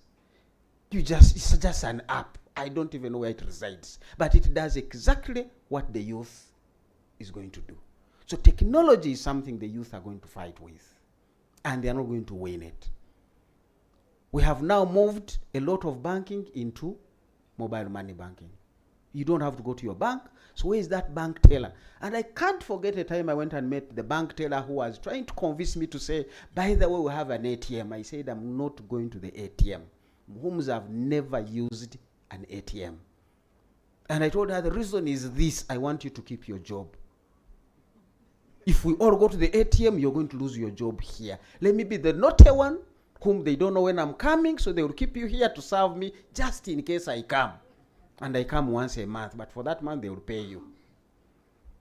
But I know the tide is coming and sweeping the youth out. So what are we going to do when all these industries continue growing and they are not creating jobs? So we must begin to plan for jobless growth. How are we going to deal with unemployed? That is not going to work out from us. No matter how much you skill them, the jobs won't be there for them. So can we tax the rich and look after the poor? That system we need to invest in. And this is the advocacy we need to do. How would we do the unemployment benefits that is done in Europe, that is done in the United States? And by the way, I'm not doing them a favor at all. When I give money to the youth in the morning, by the economics, I know their marginal propensity to consume is 100%. By evening, they have spent all that money on who? The same SME me and you own. So we're actually being selfish, bouncing the ball there, and it bounces back to us. So it's okay to give the youth money, give the unemployed money. You are financing SMEs. Because that's why they spend that money. If I continue giving these top salaries and big salaries to the rich, they are going to buy iPhones. They'll be financing somebody in Silicon Valley. Those guys don't eat roasted maize, which comes from Luwero, which is going to come from Mitiana. So we've got to advocate on a system-wide environment and understanding of the dynamics. Services, where are they? The youth are not in those services. Bulk of this is, again, technology. So we've got to get into the era of technology. So I thought you should look at those and say, where are the youth going to be between the red, the orange, and the blue? Where are the youth for TeamUp? Food for thought. This is the performance of the economy. The bars are showing you the growth rate by quarter. These days we have at least quarterly data, which tells us every 3 months. And you can see a few tall bars going down, a few tall bars going up, but most of the bars are clustered around the zero line. And statisticians allow us to say, if you're confused by looking up and down, you just look at the trend line, which is the dotted black line. It's literally flat. And we are talking about from 2016, so there is no COVID here. You can't say COVID affected us. No, we were there before COVID. COVID found us there. COVID left us there. That black line is close to zero. I would be glad if it was pointing up, but I would also be more glad if it was a little bit above zero. Closer to zero is not good enough. For a country adding over 1 million youth every year, you need more growth. So every time I hear people saying Uganda is performing well, we are the fastest growing in the region. For heaven's sake, we are growing at 5.46% is not good enough. Because the new entrants are 3%. They eat off that. Depreciation, tear and wear will eat off the balance. That plane cannot take off. It is too slow, too heavy to go into the cruise level. This economy needs to grow at 10+% for the next 15 to 20 years. Then we would have created opportunities.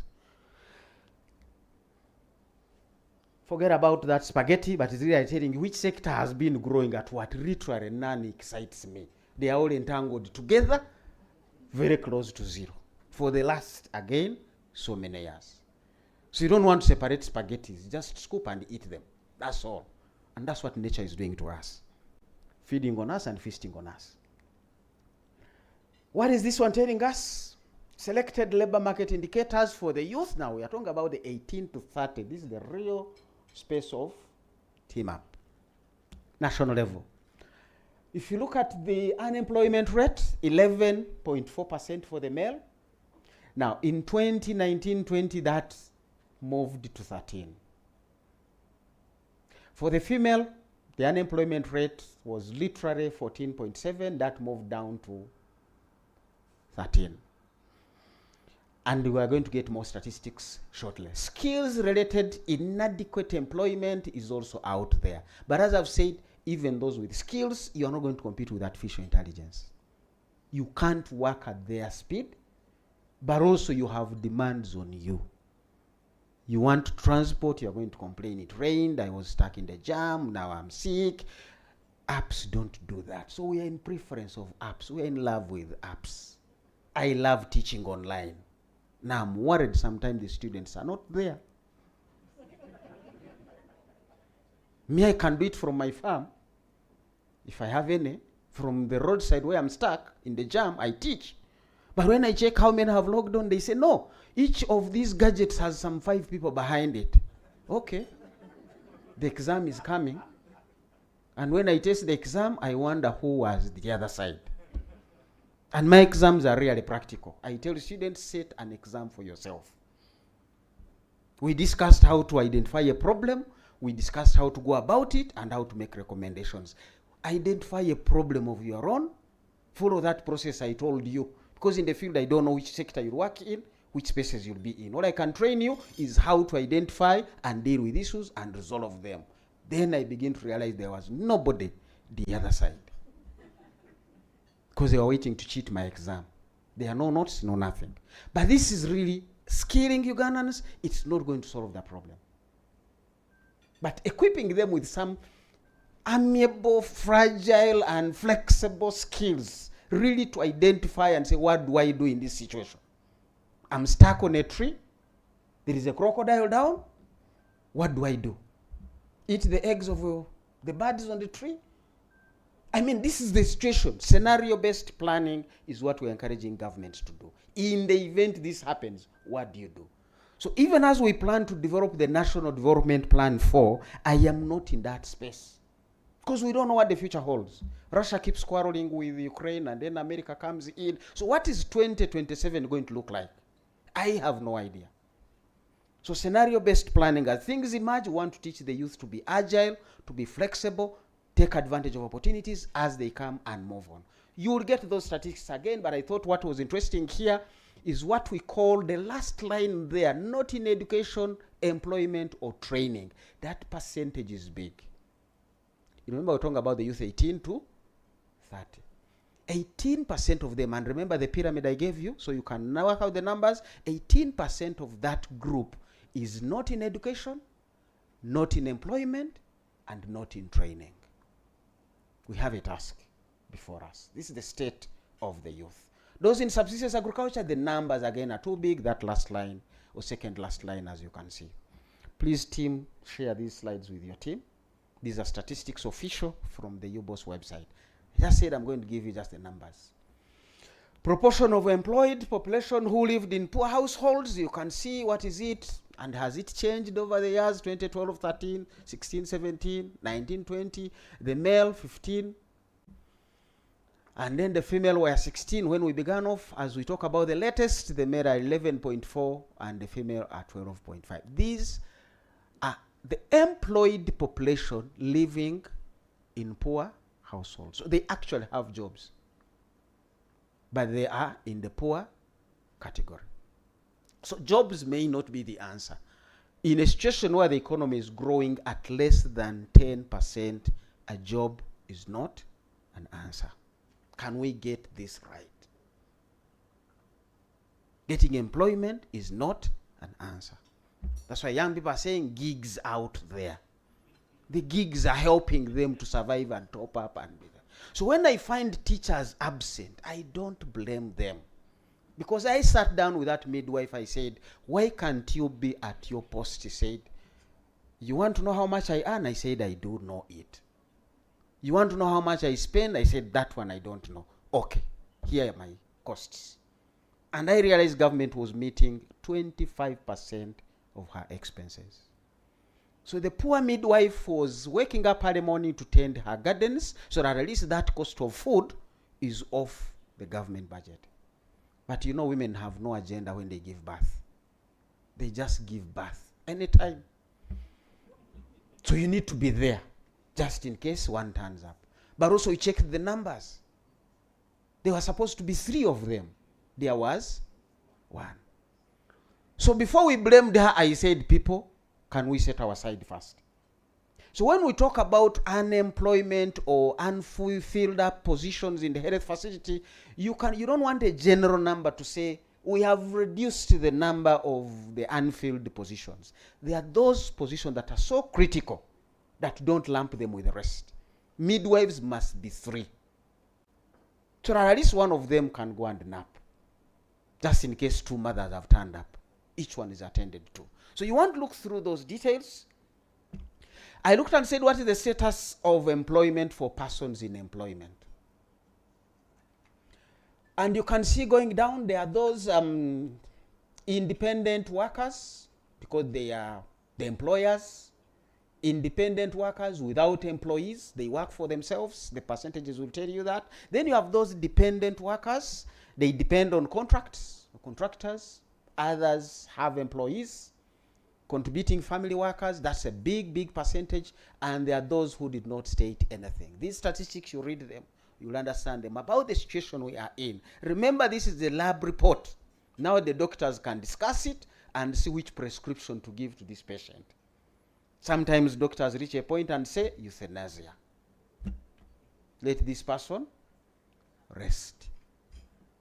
But we can't say that to an economy, right? We can't. We must find a way out of this.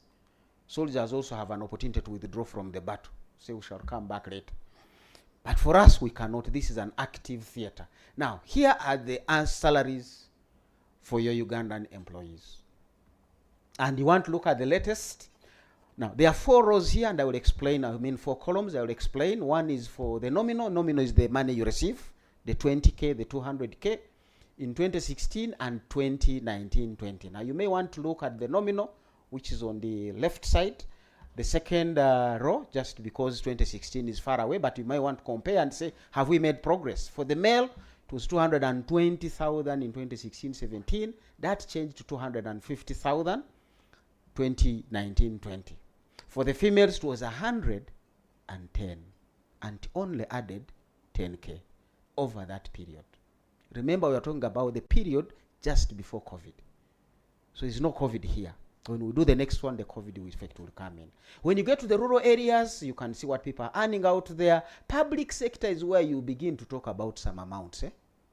But even these, when you discount them by the cost of living, they are not there. Because these public sector people must stay closest to where they work. These are policy advocacy issues. Policy advocacy issues. Because they are within our power to change them, but sometimes we are so wrapped up that we are not able to change them. So the civil servants by 2019-10, they were earning 510, and you can see the variation of 150. This was before the president increased the scientists.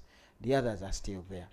Now, in economics, we usually say, you are earning a bigger salary, but money is not about the nominal. Money is when I walk in to pay, what will I get for what I have just paid? So you compare these with the prices, what they were in 2009. And you realize that your 510 for the public servant is equivalent to somebody who was earning 467. Those are civil servants. But let's get back to the others. Look at the male, the first category. The fellow is earning, was earning 250,000, but it is equivalent to 229,000. Meaning, as prices go up, they eat into the salary increase. And in some cases, the prices eat more than the salary increase you have received. Now, that person is economical and by way of fare-wise worse off, even after paying them more money. Because the prices have gone up, they are not able to catch up. And I break down some of these statistics. Median monthly earnings by region. You can look at your region. Nobody seems to be better than the other. Because Kampala may actually be looking better, that they had 400,000 by that time. But the cost of living in Kampala is higher than it is in Bukedi. It is certainly higher than it is in Bunyoro. So that person who may be earning half of what the other guy is getting in Kampala may actually be better off. They stay in their own house. They walk to work. That is if where their workplace is just the garden behind their house. But in Kampala, so the 400,000 are the ones who bother me most. Send me my mobile money, my child can't back to school, and I'm like, you are 100 of you, I can't manage to do it alone. I must engage the system to engage that. That's why it is wrong for an MP to buy an ambulance. Your duty is not to buy an ambulance, to make sure government buys the ambulance. Because my conversation with them, you're only shifting the point of death. This person is going to be moved from their home, cut off of your ambulance, and die in hospital because there is no nurse, no drugs. It is system-wide. So can we make sure members of parliament address the system and not individual things? So this is not really to say which region is better off. None is better off. Reason, as I've said, the economy is still growing at a very, very slow pace. I broke it down by education. By education, you can see the differences are really not there. No formal education, they were earning 80,000. I'm looking at the second column, 2019, 2020. Some primary education, the difference was 20,000. Completed primary, they were earning 150,000. Now, what is interesting is some primary were earning 250, and then some completed primary is 150. Some primary is 250. Those who completed secondary, really there is no big difference. So why should somebody spend those extra millions we are paying in school when the return does not show the difference? So when you see children falling out of school, it is actually rational economics. It has little to do with menstruation. It has little to do with all the stories you are being told. These children are comparing their peers who never went to school and those who went to school, and the difference is actually the same. The only thing they are losing, their parents are selling land to keep them in school, and there is no reward for going to school. Can we change that before we say, why are people dropping out? Check the UNEB results. I usually hide the district, but it's in the Lango sub-region. They got 5 first grades in PLOE, primary 7. 5. 1 girl and 4 boys. An entire district. With a district chairman, a cow, district education officer, councillors, district engineer, a budget. Primary 7, 5. What will they get at senior 4? I lost interest just in case. It affects my metabolism. Now, I have another school in Moyo. It has no candidates for P7 this year. Everybody dropped out. 0. What are we doing? Anyway, I told you I'm giving you statistics. Go and chew the card later. This is how our poverty has changed. The darker, the poorer. That's the summary of it. The darker, the poorer. On your left, you have what it was in 2016-17. On your right, you have the latest. So the latest is darker to begin with. We may be having more money, but as I've said, when you put it in real terms, that real money is really not helping. Remember, the youth are part of this. So even as you single them out, they are part of that bigger ecosystem. Thank you, TeamUp, for using the system approach in planning. In advocacy, we need that. These statistics will be available for you if you so wish to see them. Here are the very guys we are talking about. They have done everything. They even went to the bank and borrowed money and bought borders. But look, so who do you blame? I've left my home. I've invested 5 million. Where is that person I'm supposed to put on the back? Because that's how I make money. Remember, you want to go back and say, what is that person earning? 150,000. Do you have money for a border? Strictly, no.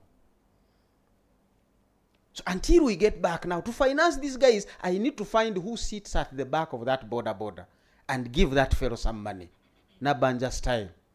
Just wire them to their mobile phones. Those guys will spend it by the end of the day. So before you know it, these guys have business, petrol stations have business, we have taxes to pay. I get my money back as Mr. Government. Last week, the president, I think it is Thailand, released $300 to everybody in a category they identified. $16 billion to resuscitate the economy. They just sent it to people's mobile phones to resuscitate the economy. I don't want to share statistics here that are not yet shared. When they are shared, I'll share them with you. But at least what we know, we put a small business recovery fund in 2021 after COVID. Government would contribute 100 billion, the banks to bring 100 billion, so it was 200 billion. As I saw in the papers months ago, only about 10 billion had been released. Why should I borrow money when I have no customers? So I'm like, what if we had continued with the Nabanja version? I know it was corrupted, but you can clean up the corruption. We can do artificial intelligence to tell us who is poor. We can see you on your phones. None of you would qualify. I just need to write an algorithm. So any phone that has transacted 100,000 consistently in the last 3 weeks is out. Any phone below this is in. I send the money. You will feel it in your own pockets. Your tenants will pay. Clinics people will turn up. Chapatis will be bought. You will feel it. And then I'm resuscitating the economy. The system will come up. The youth in Mityana will finally get to sell their pineapples too. These young boys excited me. On the left is what the rich Ugandans are doing. Building more arcades and apartments. Money is locked in there. But most of those things are imported. So that's the leakage in the system. Doesn't come back to us. These young boys, I was driving downtown and then they called me, hey, Mhomza, why don't you advocate for us? They see me on TV. So they remember me. Thank you sometimes for saying good things for us. I say, can I take a picture of you? Here they are, trying to do something. But each of those pineapples goes for 1,000 shillings. Now, I say if it is 1,000 here with all these guys' investment and with their margin, what did the farmer in Luwero and Masaka get? Remember there was a truck that moved it from Mityana where you are to Kampala. That truck got a portion. The only weak link in this whole business is the real farmer.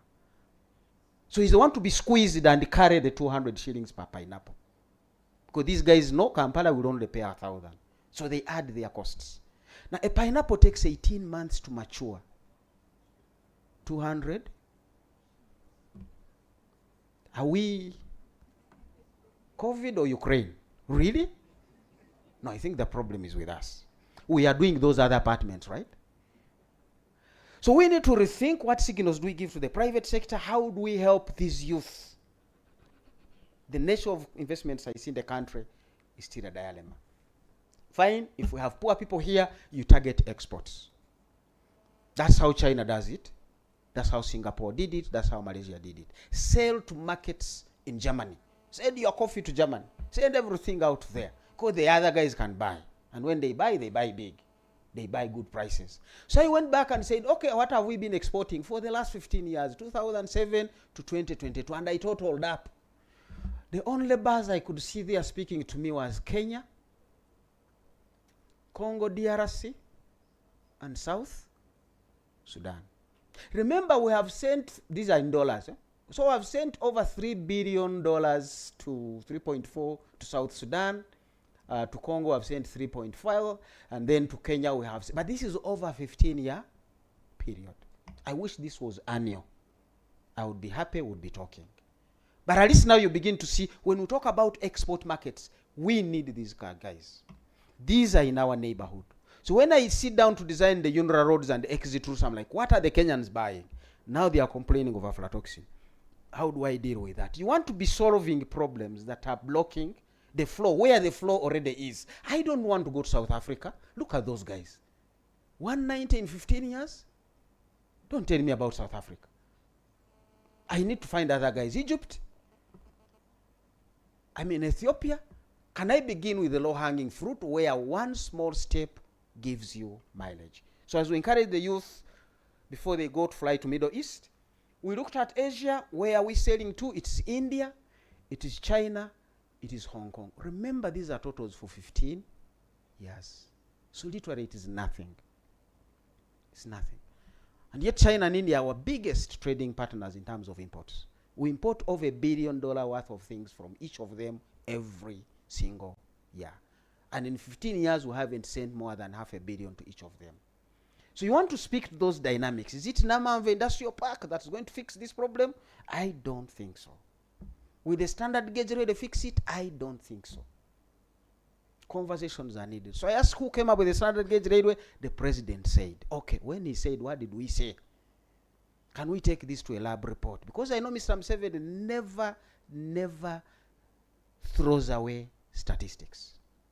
You come with him with the evidence, he will engage the evidence. You speak semantics, you'll know he's a politician. He will win that battle. I told you I was advisor to the president in those years. Evidence, Mr. Museveni respects it. If you don't have any, you lose the battle. So I don't think we have given him sufficient evidence for consideration to have a conversation. And quite a lot of things we are doing, we need to get back to those spaces. Again, you read through and see where we've been exporting. Now, my last 2 slides are now, what do we do? Like TeamUp has said, we need to create synergies, partnerships with like-minded. I underlined that. I said, no, not just the like-minded, even those without minds like us. We have to find a way of bringing them in. Right? So look for those without your minds and bring them in, because this is the way to go. I don't see any other option. So matters of the youth will require us to go beyond the like-minded and bring on board whoever is supposed to be involved, including those whose minds are not aligned. Identify them, let's engage them. Promote and facilitate dialogue at the national, regional, and now also dialogue is good, but we're also going to do action. People must do their things. You're not going to do the roads. Even if you repair those hospital facilities, who will recruit the nurses? Who will pay them? Who will buy the drugs? Not TeamUp. You're not going to carry over government. Government must do its work. So the dialogue, the conversations, you have a lot of work because you are in the right place where you should be to make this country move to the next level. So we need for intra and inter approaches. Development of course happens. Is this still speaking to you? Well, if you can hear me, these are system-wide problems. Maybe it knows I'm supposed to have ended. Technology, of course, times you. You need to know when to end before technology ends you. So these are the issues really. We want development that happens across intra-sectors, and we have had conversations. You know that now the national planning and budgeting is in programs. But again, programs still have some silos that need to get out of the spaces. We cannot phase certain intervention to say, now we are doing infrastructure, we shall educate you later, or now we are educating you, we shall do this. Some things need to be done at the same time, system-wide. So we need that conversation. And it was this thinking that really informed us when we decided to go, and when I say we, because I was deeply involved in those trenches, to design the 7 pillars of the PDM. The parish development model is 7 pillars. All of them are needed. Some of these pillars are so critical to the others. The first one is pillar number 7, governance and administration. When we began the PDM implementation, we began with governance. You possibly saw the adverts. When we said, can we recruit parish chiefs, because this is a parish development model, we need parish chiefs. All of a sudden, we realized 5,400 were missing. They have never been recruited. And 715 town councils had never been operationalized. They were created for political reasons. The councillors are in, the chairmen are in, the technocrats were out. You can't operationalize it that way. But that gave us a feel that there was no government to talk with. That even when you walk in and there's no parish chief, there's no town clerk, it doesn't matter what you do. You're talking to yourself. So system-wide. So we brought in all those guys, pillar 7, to prepare the way for the rest of the pillars. Pillar 1 is where people make their money, those value chains of production, processing, marketing. That's where the youth will find opportunities. And then pillar 2, we say they need infrastructure, economic infrastructure. The roads, the water, all those things are needed. Remember, it's a roof on top. All these things must be in that house if it is to be habitable and useful to anybody. So we came to pillar 3 and said, give some people some money. But remember, money for me, how do we give it? That's a question I still have a debate on. to finance an SME, I want to give the money to their customers. Then these guys will come and finance the SME. But also they will solve their problem. So we came to pillar number 4, the social services, and I had Basemera talking about this, which I talked about the woman delivering out of nowhere. We have found that pillar 4 is a cannibalizer, is a cannibal to pillar 1. Every time this woman gets a goat, and the goat gives birth, and the other goat gives birth, and now she has 8 goats, she's already getting out of poverty, a child falls sick. She sells all of them to treat the child. So pillar 4 is really snakes and ladders. Now people who do better designs of models, they make sure education and health are working. Because every time you move up, those 4 will bring you down. And I was reading the literature on how Asia planned to recover out of COVID. They said we must make sure our education system is functioning, our health system is functioning, so that households can retain the little money they have to invest and move forward. So if we don't invest in UPE and make it functional and effective and health, it will keep pillar 1 in circles. That's how it works. Tell me now, what is the conversation on everybody's school fees?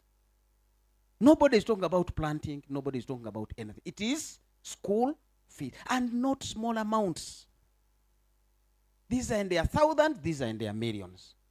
So if that was removed and schools can work like when Muhumuza went to school in the 70s, thanks to Idi Amin, who had everything to do with his political enemies in space and outside the borders, and left the education system to function.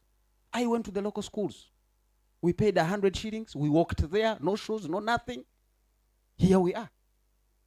The education system worked. Can we make that work? Then these people will use the millions they are spending in fees to do investments and move out. The rest of the pillars are in there, and we can look at them the way we should. Hey, my slides are finished, so my time is up. Thank you very, very much. Ladies and gentlemen, let's give a huge round of applause to Dr. Fred Muhumuza. Dr. Muhumuza, we are going to engage with you in a quick Q&A session, but it's my pleasure, ladies and gentlemen, to ask us to kindly stand up because we have our Honorable Minister, our guest of honor, who's arrived. Let's stand for the national anthem and the East African anthem, then introductions. Oh, Uganda, may God uphold thee. We lay our future in thy hand. United, free for liberty, together we'll always stand.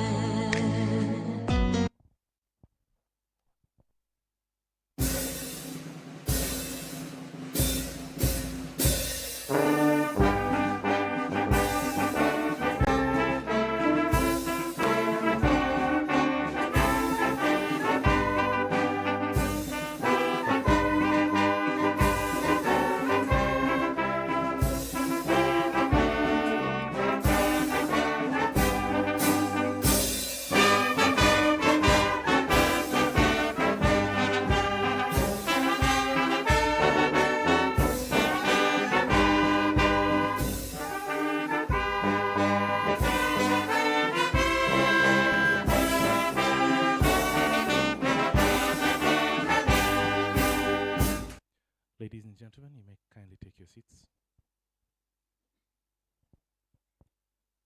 Our guest of honor, Honorable Mateke Nyirabatitsi, the Minister of State for Youth and Children Affairs from the Ministry of Gender. We'd like to welcome you. Let's give a big round of applause. Honorable Minister, you walked in at the right moment. My name is Dr. Ronnie Michegwang. I'm the events moderator stroke program director for the day. And just to bring you up to speed with where we are today at the TeamUp Symposium and launch, is that this morning we started off with a prayer from Marian Mwanguzi, and she told us that we wanted to be here to be able to build relationships. We continued with meeting each and every single person in the room so that we don't speak to strangers. After that introduction, We had a welcome address from Dr. Adam Harvey, who's seated right, I think opposite from you. He told us about the importance of working together and how we should focus on all of our different needs, talked about the importance of water to the cycle, about how health and agriculture can change lives. We watched an interesting video which also highlighted the impact that TeamUp has had over the last series of years and the potential that we have if we work together. We continued also to hear from one of the youth empowering, I'd call her an advocate. She's a champion from Mityana, from Malangala, and she told us about all of her challenges, her successes, and the key areas where working together they could achieve more. After that, we saw a snapshot of what TeamUp is from the head of the program coordination department, that's Monica Basemera, and she highlighted all the key areas that TeamUp is working in and the areas which we will have going forward. As soon as you had stepped in, we had a snapshot of Uganda. And Dr. Fred Mumuza, not only is he very gifted with statistics, but he knows how to synthesize and simplify things so that humble people like us can comprehend. Some of the things which stood out for me is that our economy is like spaghetti. He mentioned so many different things, and we think that we are moving ahead, but sometimes we are moving back. So in the midst of this, what we'd like to do is just to probably give him a few minutes. Dr. Fred, we'd like to call you back to the lectern and probably allow 3, 4, maybe 5 people to ask some tough questions so that you can give us some even tougher answers. So let's give him a big round of applause as he makes his way back.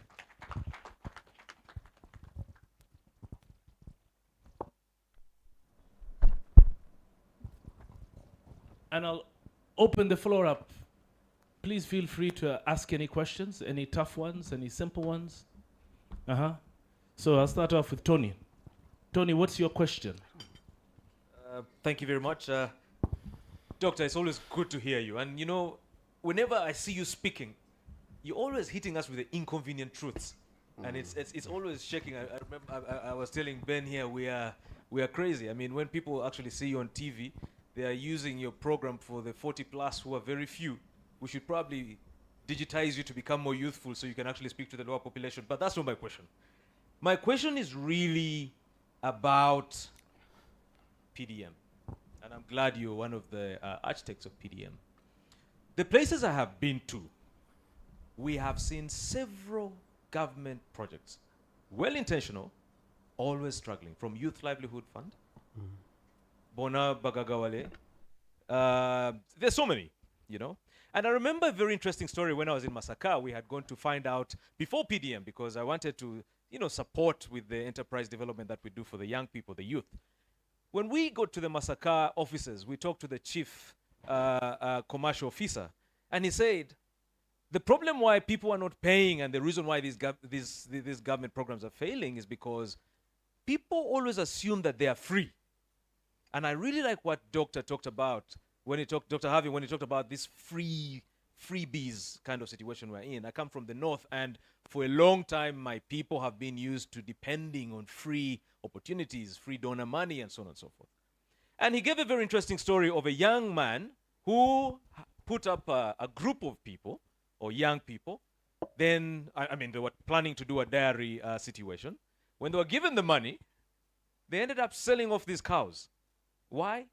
They could not understand how to manage their finances. They did not understand how to even manage the enterprise on its own. And some of the members had gotten some money or profits from that dairy venture and gone and married in the neighboring districts. Now, PDM, let me fast forward to PDM. You talked about governance, and I like the fact that you began with that as the strongest pillar.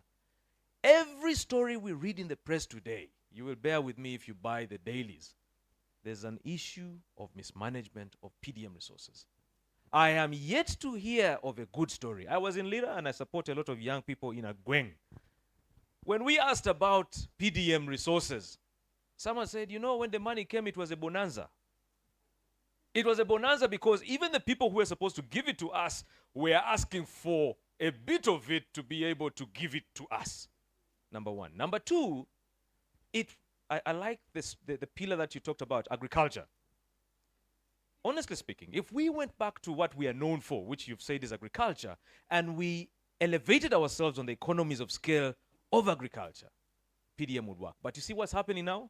I get the 1 million, I try out a saloon. I've never done a saloon business, but I try out a barber shop or a saloon business. No customers, just like the borders. And what happens? Failure to pay back, failure to see its continuity, and the mismanagement of it. So my question is, what do we have to do to salvage this good story? It's in its early stages, and I'm hoping that we can remediate it, we can stop the bleeding early, and try and do something positive with PDM. What do we have to do? Thank you. Thank you. Doctor, we'll take 3 questions, you'll answer those, and then a final 3. As we take them, I wish I'd said some lighter ones. Only the tough ones are coming through. Thank you. Thank you, Doctor. Stand up. All right. I'm Miriam Cherukut from Action for Health, Uganda. You mentioned a number of things. For me, what touched me most was one of your quotes that we should visit the health centers, not as patients, but as researchers. And also really painted a dire, picture of how bad things are in the different sectors. The fact that we have the structures, sometimes we have well-equipped health centers, we have schools, we have teachers, and we are still in a really, really big hole. So my question is, you were once close to the policymakers that you called witch doctors in your remarks. They speak like witch doctors, sorry. Yeah, witch doctors, they say things that are not there, things are not, the plane is yet to take off. We once heard that it was on Sui and it had already taken off. So my question is, from your perspective as an economist, what is wrong with our country? What is wrong with the policymakers? I'd like that you have already started pointing for us the advocacy issues that we should start working around as TeamUp and the civil society organizations working on advocacy. What is really wrong? We have designed so many programs. I think every 3-4 years there is a new program, and I'm told that the political language now you have to use when speaking to policymakers, you have to say PDM somewhere so as to catch their attention. So what is wrong with us, and why are we not getting it right? Thank you. All right. Final question from that side. Thank you so much. Just to build on, sorry, Mariam, you read my mind. But just to say, looking ahead, shrinking domestic funding, changing context. Some of us who are in the reproductive health space, you know what this means and where we are heading. And looking at this model, where is Hans? Hans says we have coffee. and then Adona says, I also have something in terms of partnership. How do we build synergies, which is an advocacy aspect that Mariam talked about, to advance strengthening synergies between these kinds of initiatives and already what is existing? I sit at the Health Policy Advisory Committee of Ministry of Health, but there is no single day that pillar you talked about of health under PDM has ever been discussed. There is no framework that I'm aware of that is being actualized. So how, in terms of PDM, health in PDM, the other aspects of economic, of enterprise are already being rolled out. So in terms of building synergies, how do we sustain these kinds of efforts? By tapping into the existing spaces, and that will require a well-tailored advocacy approach. And to me, if you ask me, that would be the next step. You were already talking about advocacy. And I've seen Action for Health in our spaces, but I've not seen WAVE I've not seen, maybe because I don't sit in water, I'm not in agriculture, but kind of a consolidated, like how we have the Human Capital Development Program under National Development Plan 3, where all these sectors are coming and identifying key issues, and we're engaging the government and other key stakeholders to come up with common synergies and how we can take this way forward. Thank you. So, Doctor, you've got those questions. I'll allow you to answer those. And quickly afterwards, we'll just take... Okay, well, I can see the discussion is very vibrant. Okay, we'll try and squeeze and take 3 or 4 more, and then we'll roll into the next part of the discussion. Doctor, over to you. Thank you very much for the questions and interesting conversations. As mentioned, let me begin with the synergies, because that's really what PDM was about, synergies. And for anybody who wants to look at the PDM's opportunities and potential, you have to look at it as the 7 pillars. All of them were needed. It is not just about financial inclusion, because this was our argument, that if I give money, financial inclusion, that pillar I tick the box, the people have received the money, and then they go and invest it in pineapples. Then the road is bad, which is pillar 2. They can't sell their pineapples. So would you have any right to go and ask them to pay back your money? Now the ones who ate it will also hide behind that systemic problem. So we said all the 7 pillars must be given attention. But also remember, the pineapple growers, the goat breeders, and whoever they are, they need extension service providers. This country has a big shortfall of extension service providers. They will not make the money. They will not know what to do when certain pests and diseases pop up. So extension service was part of pillar 7. We recruited the parish chiefs. We were yet to finish the recruitment of extension service providers. Village health teams. Those fellows who will come and make sure prevention is actually better than cure. All that was part of pillar 7. Much as it's speaking also to pillar 4, where we have the social services. Because without this, whatever people are doing in pillar 1 will be cannibalized by the others. That's why I'm saying sometimes we speak with like witch doctors. That's not for policy makers. It's all of us.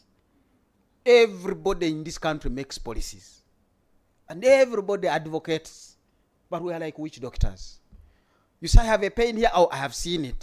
It is the other woman who stays next to your house who is bewitching you. And you all believe it. Give me the goat, a white chicken, come and sit here, bathe from outside for the next 3 days. You do it religiously, as if there was evidence. No, the president said. I'm like, yes, but where is the evidence? Where is the data? And I know the Museveni, I know, respects professional opinions. That's why the last time I was passing the budget for this year, he said, hey, by the way, my doctors have given me 3 results. 1, COVID negative. 2, COVID positive. But for that, I'm going into isolation. That's the Museveni I know who listens to evidence. So where is the evidence from all these cases that we have? So my students, I'm shifting my teaching, and I really look forward to a time when the universities will allow people to come and occupy my classes and listen in. It doesn't cost me. I'm already speaking to 20, I can speak to 100. I can put it online, let people get the knowledge. And we see how we sort ourselves out. Theory of change, impact pathway, the thing that is so common with NGOs is not common with government. Whatever you are doing, how is it contributing to the result that we want? That's the planning I would want to see adopted. Short of that, we are going to get a problem. By the way, the health facilities, not that bad much as it's not that good. Still thousands walk in and walk out healthy. But you know, it's not about the how many went out healthy. It's about those who died in there who should not have died. Others can die because people will always die. That's why there is a mortuary. But nobody should die for reasons that could have been prevented. That's why we want to keep pushing these to the limit. Want to keep pushing these to the limit to make sure you are in matters of life and death. So the point of health systems is interlinked with what is happening elsewhere. So one of the models I teach my students is the BRAC graduation model. If somebody is hungry, don't give them money to buy a sewing machine. They need first fix the food. So PDM money is fixing the immediate needs. It's not going to go into pillar 1. It's going to go into pillar 4, health and education. Because that's what people want. So graduation says begin with people's basic needs, either work for pay. Let them work, you pay them before you give them money to invest. Because they're not going to invest. First solve their basic need. So BRAC walks through with people, it's borrowers, it's a financial institution, but it has so many health workers that it pays. Not from its own microfinance unit, but it partners with philanthropists, come and pay health workers. Because if there are diseases where I invest, my money is likely to go in treatment rather than in the business. So they arrange that for their people. They arrange for scholarships for their borrowers. To say, we'll give you scholarships, I will give you this loan. Because this loan must be protected from fees and health costs. And that's how they have moved their people out there. Who is that systemic in the other financial sector institutions? I mean, sometimes the realities are not what you see. And that was what PDM was about. That's what system strengthening is about. The thing that will strike you most is not the one that you're going to see. You tell a doctor, I'm having this, is like lower your trousers. What is wrong with my bum? I told you I have a headache. This man knows to get to that thing, the medicine needs that vein, and the nearest vein that is big enough, you remove your trousers. It doesn't matter who you are. Even Idi Amin did it for the nurses. So I think for me, this is the broader conversation. We cannot say I'm sitting here as Minister of Health. I'm sitting there as Minister of Education. You'll never know what hit you. Can we have a one government concept? That was the purpose of PDM. One government concept. So the accountabilities in terms of value, in terms of money will all fail because with Pillar 7 we did not finish up the work. But the design has also been taken advantage of by all the other kinds of people that you have out there. By the way, before the parish development model, I worked with Professor Surma at my time at the finance, and we had the sub-county. We were using the sub-county as the planning unit. So when we came back to the president 5, 10, 15 years later, he said, no, you go to the parish. We knew the parishes were too many, but now people are creating new parishes because they know it's 100 million per parish. So they are creating more, even before we solve the other problem. What else? How low can we go? I mean, the population is not a problem. I liked it when my colleagues from Germany, friends from Germany, I like the German mode of development. I've studied it so much. When everybody was saying, migrants get lost, they said 1 million come in. What's wrong with German? You grow by the population you have. And they brought in these fellows. Canada still receives people. So the problem is not the people, it's something needs to be fixed somewhere. So please, while you sit with these Germans, learn more. Don't just get a little bit. Learn more from what do they do? How do they do it? How do they think? What is their strategy? What made them to be the strongest economy in Europe, yet they were not there after 1950? What still makes them to be that strong? Why did they bankroll Greece when it was bankrupt? Is it because they like the Greek? I mean, it's an ecosystem. It's a lot more that I learn from the Germans every time I have a conversation with them. Thank God we share the flag. They altered the colors. I don't know whether we did or they did, but somebody did. But it's okay, the colors remained what they are. We had another round? Yes, we did. And my apologies, I'll be leaving. That's why I think he has been kind enough to me. I want to make sure that we take full benefit of. So take the next question there. I'd like gender equality. I think we've had too many gentlemen speaking, so let's start with that lady. Thank you so much, Dr. Muhumza, and thanks everyone. My name is Viola Nayebare. I work with the Hunger Project. Now, at the Hunger Project, we do a lot of community empowerment for them to be self-reliant. So when you talked about skilling, it really caught my eye because you said skilling is not the solution. So I really want to know, my question is, which button do you think we can press to make sure that we improve the way we are doing the skilling now so that it is beneficial?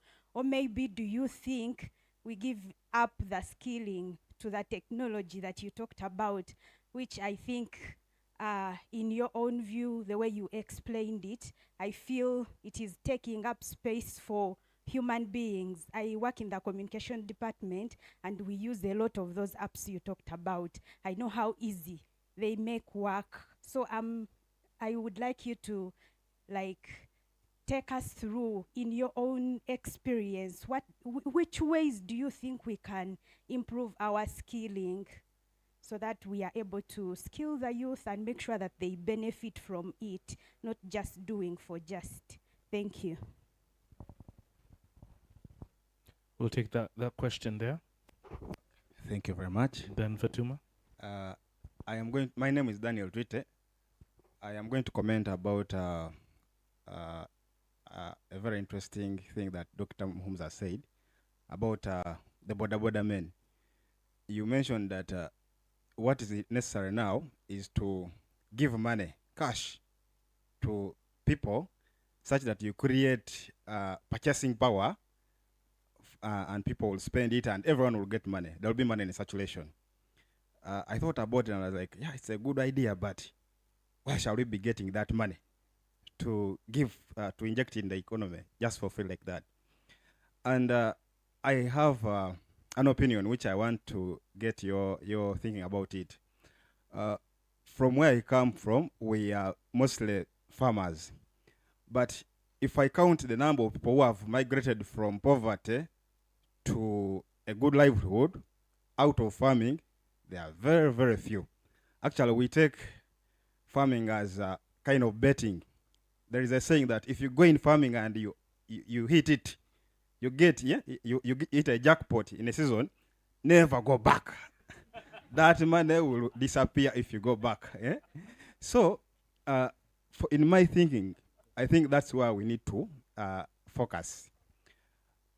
The problem with agriculture is that there is a free market economy in everything, service sector, industry.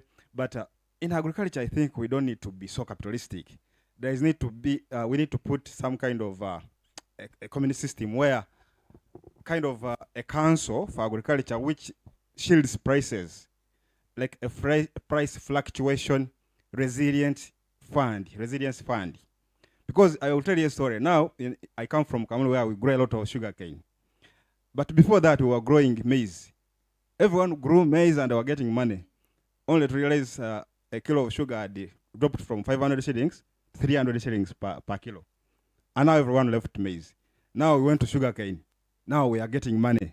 In the next 3 years, a ton of sugar cane will go to 70,000. Everyone will run away from sugar cane. They will go to coffee. After 3 years, they will run away from coffee. So it becomes a cycle of getting out of poverty for 2 years, then you go back 4 years backwards. So how do we shield that economy of agriculture? Can't we put a fund where we stabilize the prices and say, okay, you will not get the best price that you were getting before, but you will get enough to get your cost of production and a small markup. And please don't run away from that sector. Continue even the following season. Thank you. What do you think about that? Thank you, Mr. Twite. I'll take the final question from Fatuma and allow Doctor to address those, and we'll move on to the next segment. Thank you so much, Doctor. I have a question for us who are into advocacy. There's something that touched me on the system. Please, I wanted to know from you, because you showed us a picture whereby some young people were selling pineapples, and it reminded me about a scenario during the COVID period whereby young people in Mityana grew tomatoes, and tomatoes fluctuated to 2,000 a benzene. So what should be done, and who is responsible? Because it is the farmer who suffers, but we don't know how is the chain. Thank you.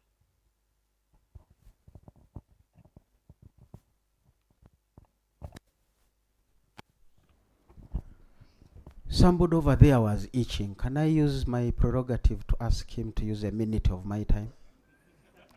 So if I don't answer your question, he's responsible. Thank you, Dr. Fred, and Dr. Mitchell shall fight. Sorry. I'm called Raymond. I work with and for youth. Dr. Muhumuza, I don't know what you have done to me. Many of us do what the government, the minister is good with here. One question is what she has asked, skilling. And you say skilling is a solution. Or the second thing you mentioned, employment. Employment is not a solution. and also applicable because government is into skilling, ensuring young people go into employment world. So these two things, skilling and employment, what is the solution?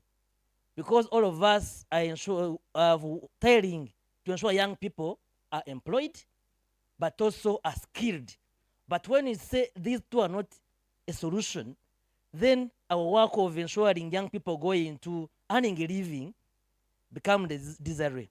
So what is that button should we ignite to ensure that our young people are empowered enough to ensure that these two areas you mentioned are palatable for CSOs like us to advance? Thank you. Thank you for that option. Thank you.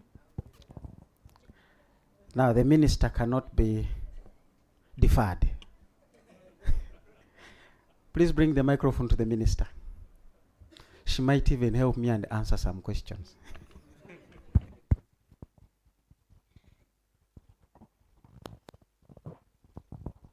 Doctor, I think I came in a bit late when you're finishing, but since I have seen you, I've always watched you, followed you, and I want to just give you one question, which I feel you can also help me.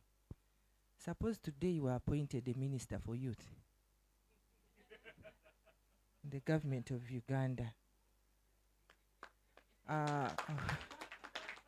Putting into consideration that we have different types of youth. We have youth who are on the street, who have been educated, and they're on the street looking for jobs. We have youth who are in school. We have youth who have dropped out of school. We have youth who have never stepped in school.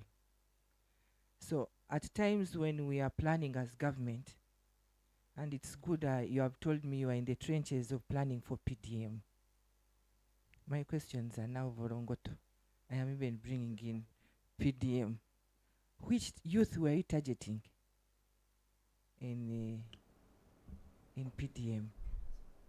I think if I continue, my story will be long. But I have given you the first. Suppose, what would you do if they told you you're now the Minister of Youth in Uganda? What would you do to help these youth to move from one level to another, seeing the category of the youth that we have in Uganda? Thank you.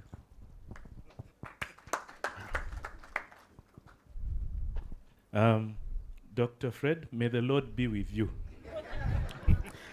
And also with you, because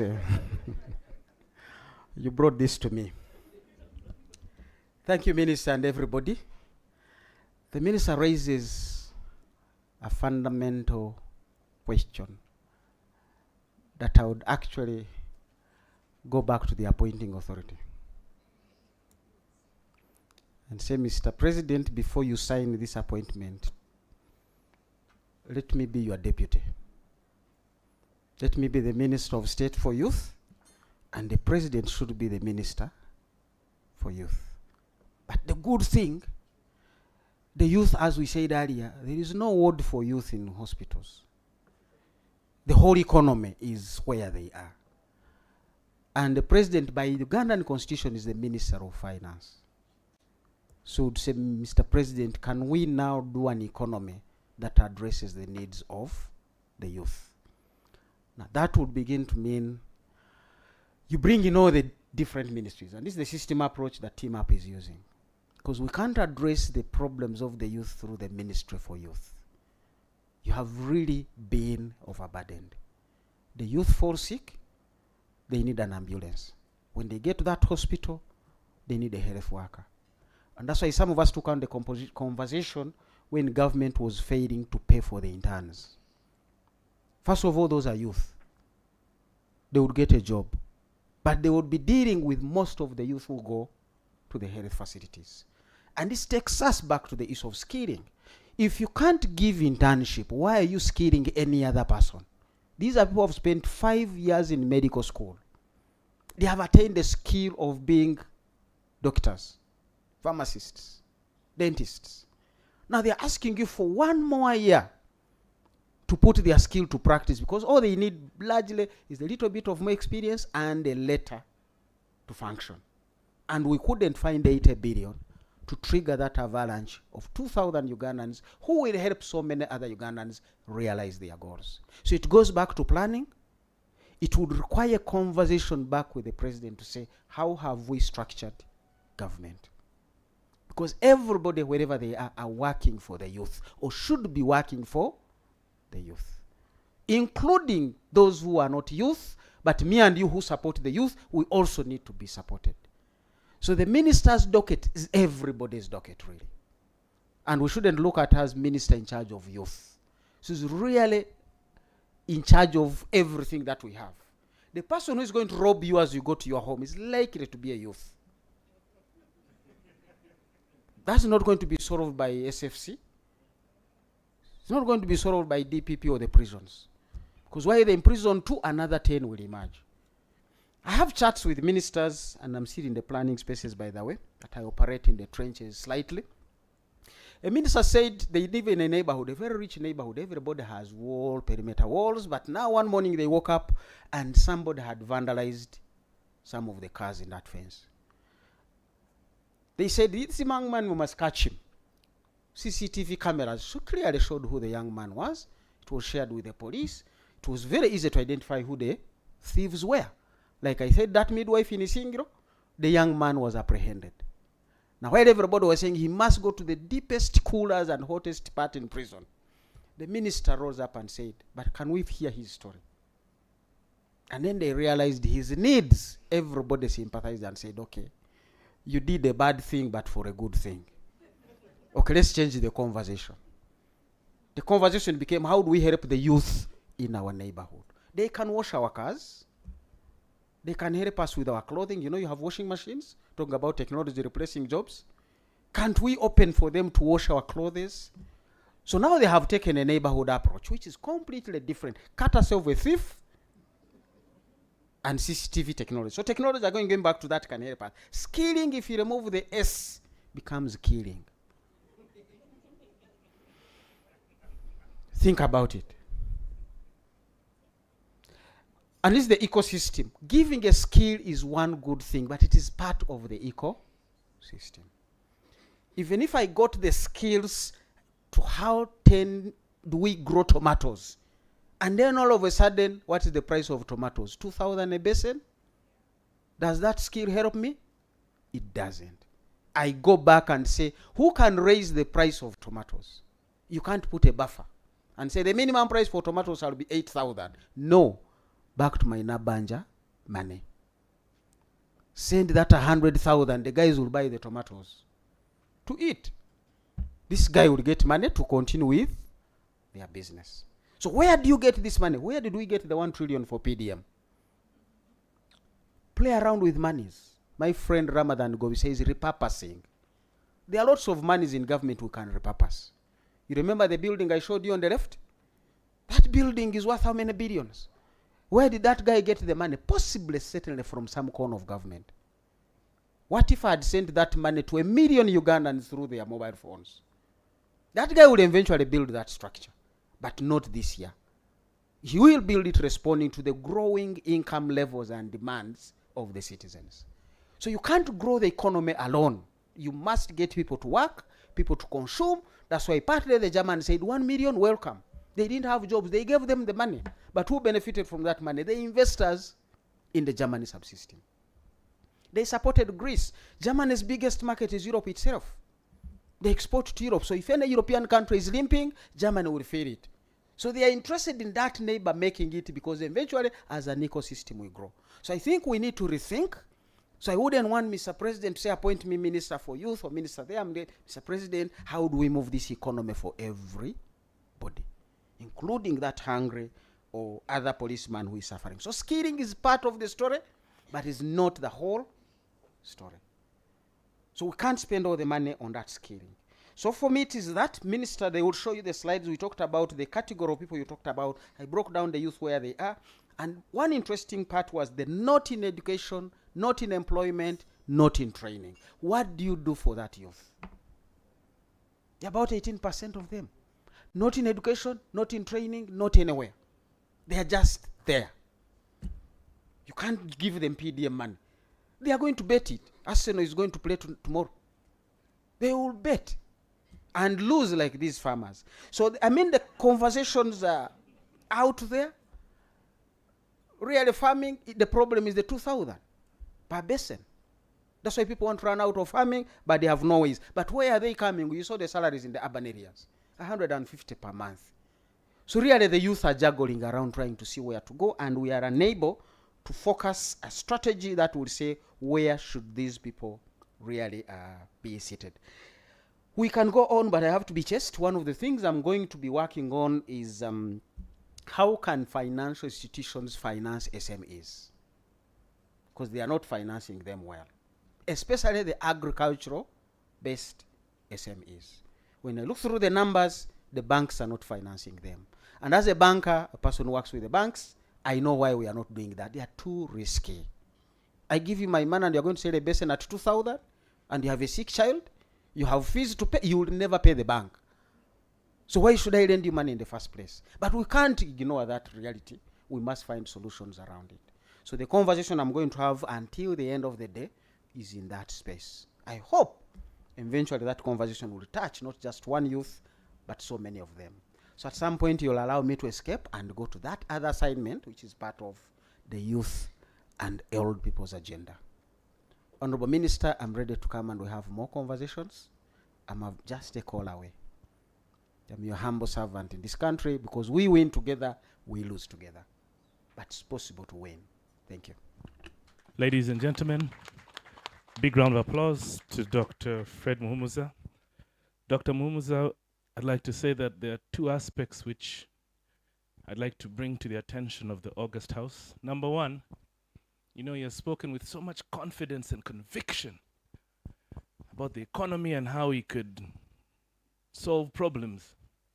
But I think you have problems of your own which you haven't dealt with, because Dr. Muhumuza is a supporter of Manchester United. And Manchester is losing all the time. Maybe you should provide some economic advice to them and see maybe if they could find some way of improving the team. That is one. Number two, he also mentioned with great concern that technology is making a lot of individuals jobless. So we need to watch out. I'd like to have you know that my job will never be taken by a computer. You must know that there are certain jobs, and it's important when we're looking at things, that there are certain opportunities which actually are digital proof. Human beings always need other human beings.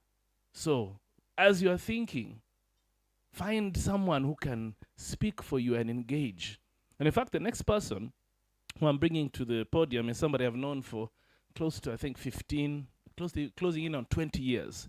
Somebody whose career path has actually mirrored mine. We're just doing a quick recheck. We both worked in Sanyo FM, both worked on KFM, both worked on Power FM, both worked on DSTV. He's somebody whose career path has been blessed by opportunities to be one of the leading production heads in the country. He's also quite gifted in terms of management consultancy, and he happens to be what we call the moderator for the next session. Please welcome Mr. Ben Mwine.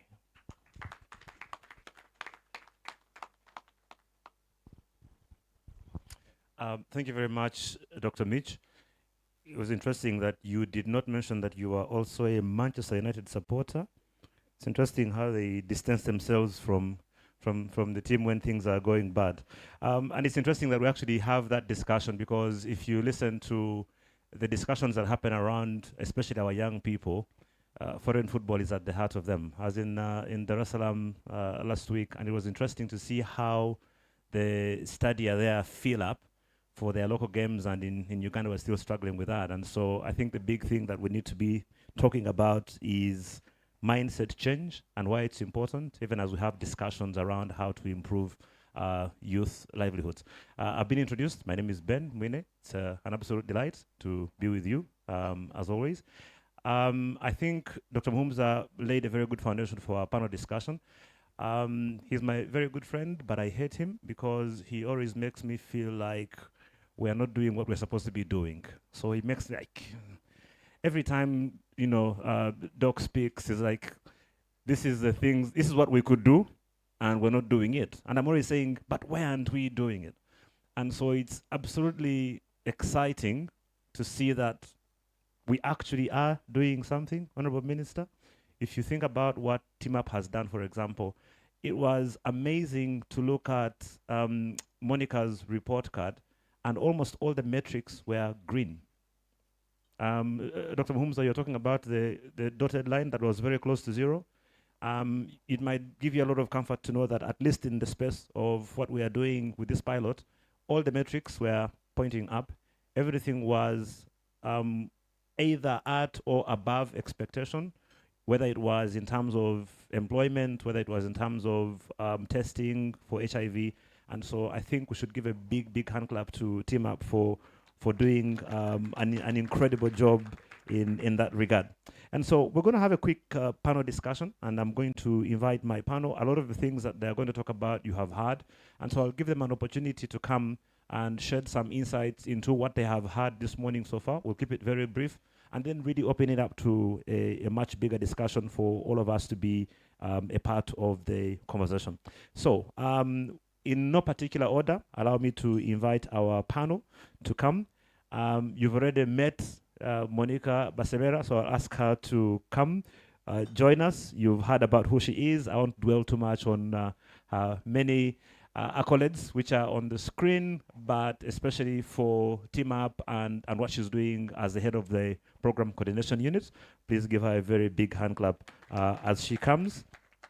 Allow me to also introduce Mr. Felix Opio, who is the co-country manager for Hans R. Newman Stiftung, a non-profit who is one of our partners, of course. You've heard about them and what he does.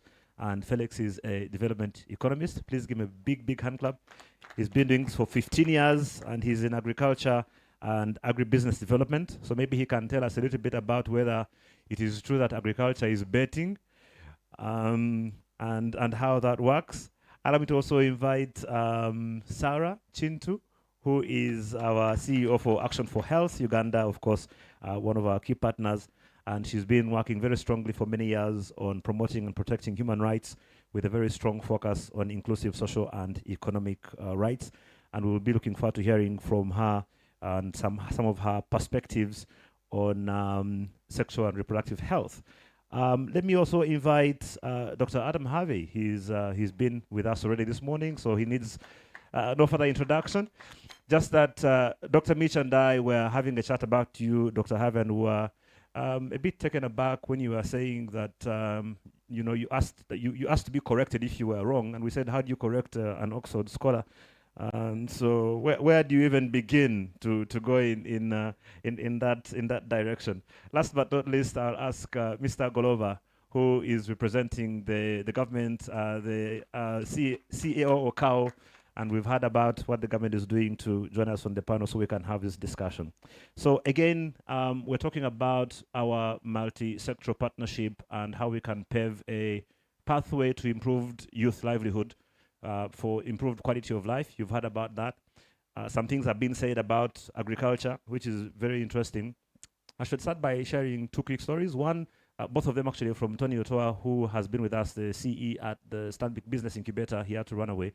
But he mentioned that when he came back from doing his master's, he took some of the money he had saved from his academics at the time, about 13 million shillings, and he invested it in maize at the time.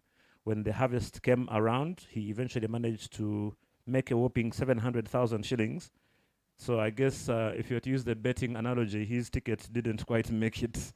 But he also did mention, Dr. Muhumza, that they have a very huge grant coming from the Bill and Melissa Gates Foundation as well as the World Bank that they are going to be using to support some of the campaigns for financing the youth, and they are doing it through people like BRAC and other microfinance entities at very low interest rates. So I guess, I think even the engagement you're going into is sort of feeding into that, which is a really good thing. And so it provides a very good place for us to start. Right, so I'll start with you, Mr. Goloba. Again, we've been doing this pilot for TeamUp in your area. We saw you in the video in terms of some of the things that have been happening. If I could start by asking you to give very briefly a snapshot of how life has changed for your young people from your perspective as a leader, because you have the unique position of not just being a leader in the community, but also a government leader. And you've seen some of the programs that we have done. If you're to pick out maybe one or two things that have stood out for you that you can say, I'm really proud of this from this pilot, what would those two things be? Thank you, moderator. Once again, I need Please to introduce call myself. me Ben. I should warn. If anyone calls me moderator, I will find them and call me Ben. Okay, Yeah. thank you, Ben. My name is Goloba Isaac. I'm the Principal Assistant Chief Administrative Officer for Mtiana. I didn't want to talk too much about what the youths have achieved during the team up period. You have got evidence yourselves. The three of them came here and notably were good at giving us what they have benefited. But amongst them, I can only talk about two. One is the space for advocacy for youth has greatly improved, and we are seeing this in what they are doing. And practically today we are having leaders as a result of team up issues. Then the other one is to do with the economic. They have been empowered economically. They have talked about VSLAs, village saving groups, and they have talked about the skills in agriculture and also issues in sanitation and hygiene. These ones have improved the youth's financial status, and at least they are somewhere, and we are proud of that. And this vehicle PDM at least has found them somewhere, and they are picking up from there. Thank you. Thank you very much. That's incredible. Sarah, you had Dr. Muhumza talk about the fact that in the pillars of PDM, if you don't fix the health one, everything else is going to be a big problem for you. Could you help emphasize the importance of SRH, sexual reproductive health, in being able to empower young people to be productive and improve their quality of life? Because again, it might be one of those things that can easily get taken for granted. Thank you very much, Ben. And to all our participants online and physically here in this launch and symposium of TeamUp. So the role of sexual reproductive health to the young people in our communities is really, really a critical one, because then if you equip the young people with the information and education on their sexual reproductive health and rights, then they are most likely able to make informed choices and decisions on their health, on their lives. So as a result, then we see the young people be able to retain in school and complete their education. So then we are curbing, or we are, as a result, trying to deal with issues of early marriages, teenage pregnancy, among others. So really, the information and education is a tool to allow the young people, in brief, make informed choices. When are they likely to have children? When are they, what options are available to them? And so it's kind of a heavy package that we have for them, age appropriate for those in and out of school. And so then we equip also their peers, the facilitators, the young people that are in this room, to be able to send this out to cascade this information and education to the wider community. Thank you. Thank you very much, Sarah. It would be very interesting to know if you look at what happened with COVID, and I know we've talked a lot about COVID, and I think the issue of teenage pregnancies came up. Are you able to give a quick insight into what the national figures were compared to our pilot districts? Because I think it would be great for people in the room to understand. When Monica was reporting, you mentioned that there was a reduction of teenage pregnancies by 5%. And the fact that there was a reduction at all, I think alone should be, like you said, worth celebrating. Do we know how bad it was for the rest of the country? Is there anywhere else in Uganda where teenage pregnancies actually went down from what we've been seeing at Action for Health? Yeah, so The figures are there, the statistics are available, but what I can say is that for our work in Mityana during COVID, really we came in as one of the service providers, so thanks to the district that gave us the permission to continue with our work, to be able to reach out to more people in the rural areas. So because we know there was kind of lockdown and a restriction in movement, we were able to reach out to find the young people where they are located, to be able to get these messages to them. But countrywide, the figures, as we know, increase because, as you know, whenever you have redundancy, whenever you have many people not working and locked up in their communities, then as a result, they are idle, and an idle mind is probably a devil's workshop. Yeah. So we've seen all this play out in our communities, and then the young people became at risk, especially in the period of COVID.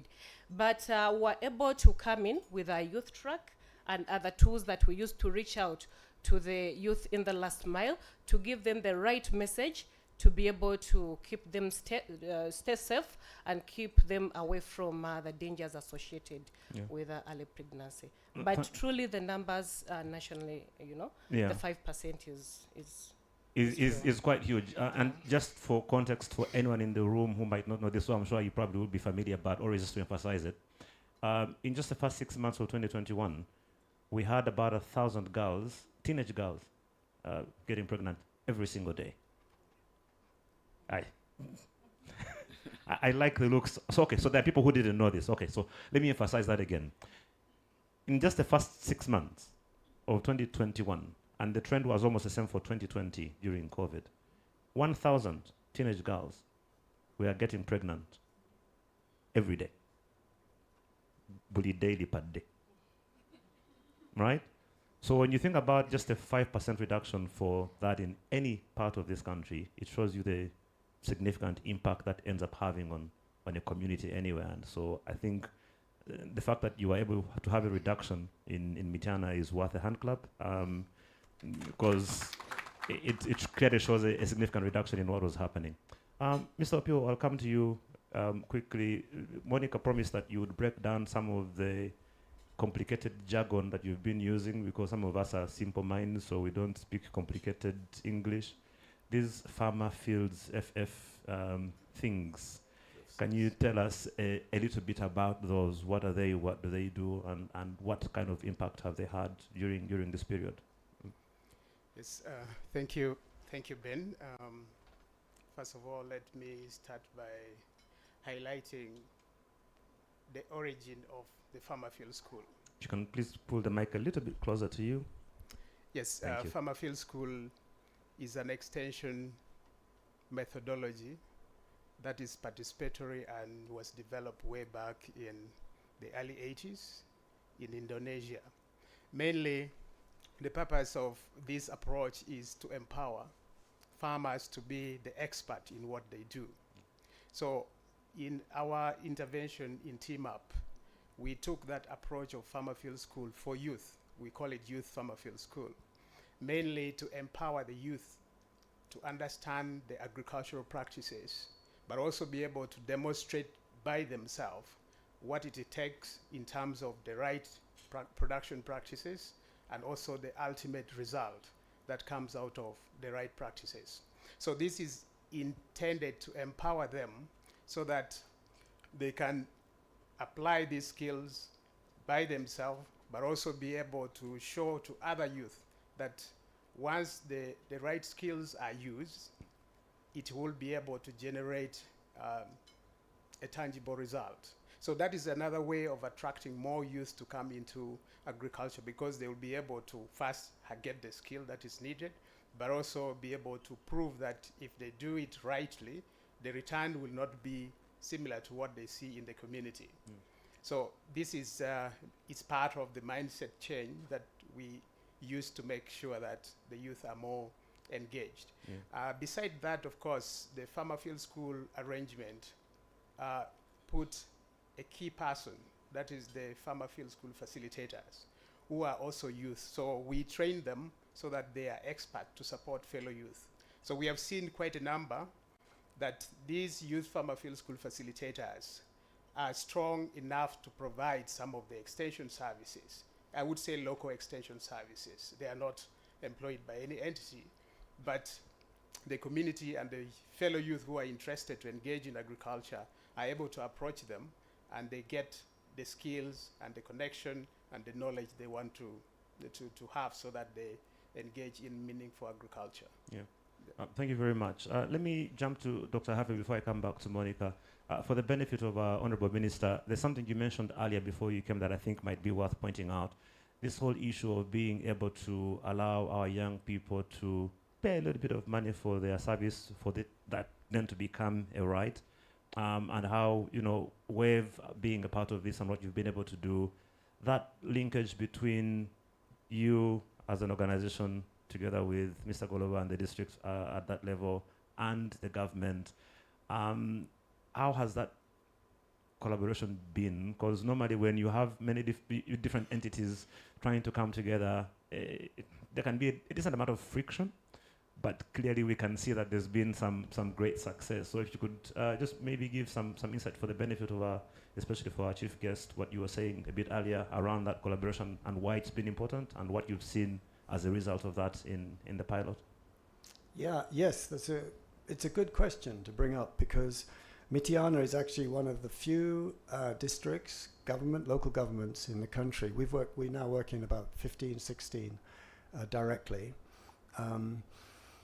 which has looked at that particular question of should services be paid for by the service recipients or not. And Mitiana District Council, actually the councillors, the Works Committee and all the council committees met, and they brought to council, the big council meeting, a question, which is, should we be making a council-wide, a district-wide resolution about payment for functional water pumps? And based on their own personal experience, they knew that there were several communities in the district who were paying through their own voluntary arrangements, through church and through simply mechanics who had led the community well by providing good quality services. They had experience that water was flowing every day and the community was better off. Of course, youth being the main part of the community, almost 50% of the population, and as we know, part of a wider system. They knew that was because payment was being made and was affordable, and that the people were benefiting from that payment. So they said to us, we already know this, and we're grateful to you for bringing it to us, along with the ministry, which was also working on this national policy, which involves payment. And they made a council decision, a resolution, that there was in fact an official district local government fee that everybody should pay for functional water supply. So Mitiana actually, and our organization working with the ministry, did actually have a like-minded, we did actually meet on a common platform on that, and later this became a policy for the whole country. So Mitiana was very much a forerunner in showing that government, private sector, because we're effectively a non-profit private sector service provider, national government, local government, and private sector can form partnership in service delivery, in preventive health. Because if we look at Dr. Muhumuza's PDM strategy, we can see that preventive health is a key part of that. And of course, safe water every day is very much key to preventive health. It reduces this pressure on families to spend more money than they have on sudden sickness. We really have to avoid that excessive expense. So preventive health is a key part of that PDM strategy. Thanks a lot, Dr. Harvey. So, Monica, again, for the people in the room with us who are maybe not a part of TeamUp, but also have organizations. We know that, people are interested in sexual reproductive health, maybe in other parts of the country, whatever, where you might not be at the moment, and sort of think, this is a good idea, right? Because you have had this challenge before where you hear a lot of complaints about duplication of resources, where you have, again, we know what this is about, but I guess the question I'm trying to ask you is, again, for the benefit of our chief guest, to understand exactly how TeamUp works, but also for anyone else who has an organization that is thinking, I want to go and do something multisectoral somewhere else. How easy or hard is it? We can see the benefits clearly, but I'm sure it takes a bit of work to get that done. How easy is it for something like this to work, and how does TeamUp work? How have you been able to make TeamUp work? You said no, saying thank you, moderator. Thank you, Ben. TeamUp, as I said, we had a pilot and we had lessons learned, we had best practices drawn. So we have a running start at this point. And now we've thought and started expanding. We're working with the Ministry of Gender, Labor and Social Development to come up with, to support the National Coordination Mechanism. And that one brings together multiple CSOs who are like-minded, and we try to explain and showcase what it is that working together, what are the values and the benefits of working together, what's the impact out there. And from that body that we're supporting with Ministry of Gender, we're trying to show them how they can replicate what we're doing. So if they're, and this is going to go national. As I said earlier, we're talking about replicating districts. The conversation has started. We've drawn these lessons. We've documented these best practices, and soon I think we'll have a replicating strategy, and that we will be able to share what we've learned, and then also bring on board, because admittedly we're not the only ones who have been working in the multi-sector partnerships. There are quite a number of CSOs that have done this already. So how do we draw their ideas? How do we draw all these different things that they've done, and then come up with common practices? We're working in the agriculture, water and health, but there are other sectors that could benefit from this. The National Coordination Mechanism brings together all the line ministries which we work in, and other line ministries, brings together CSOs from multiple sectors.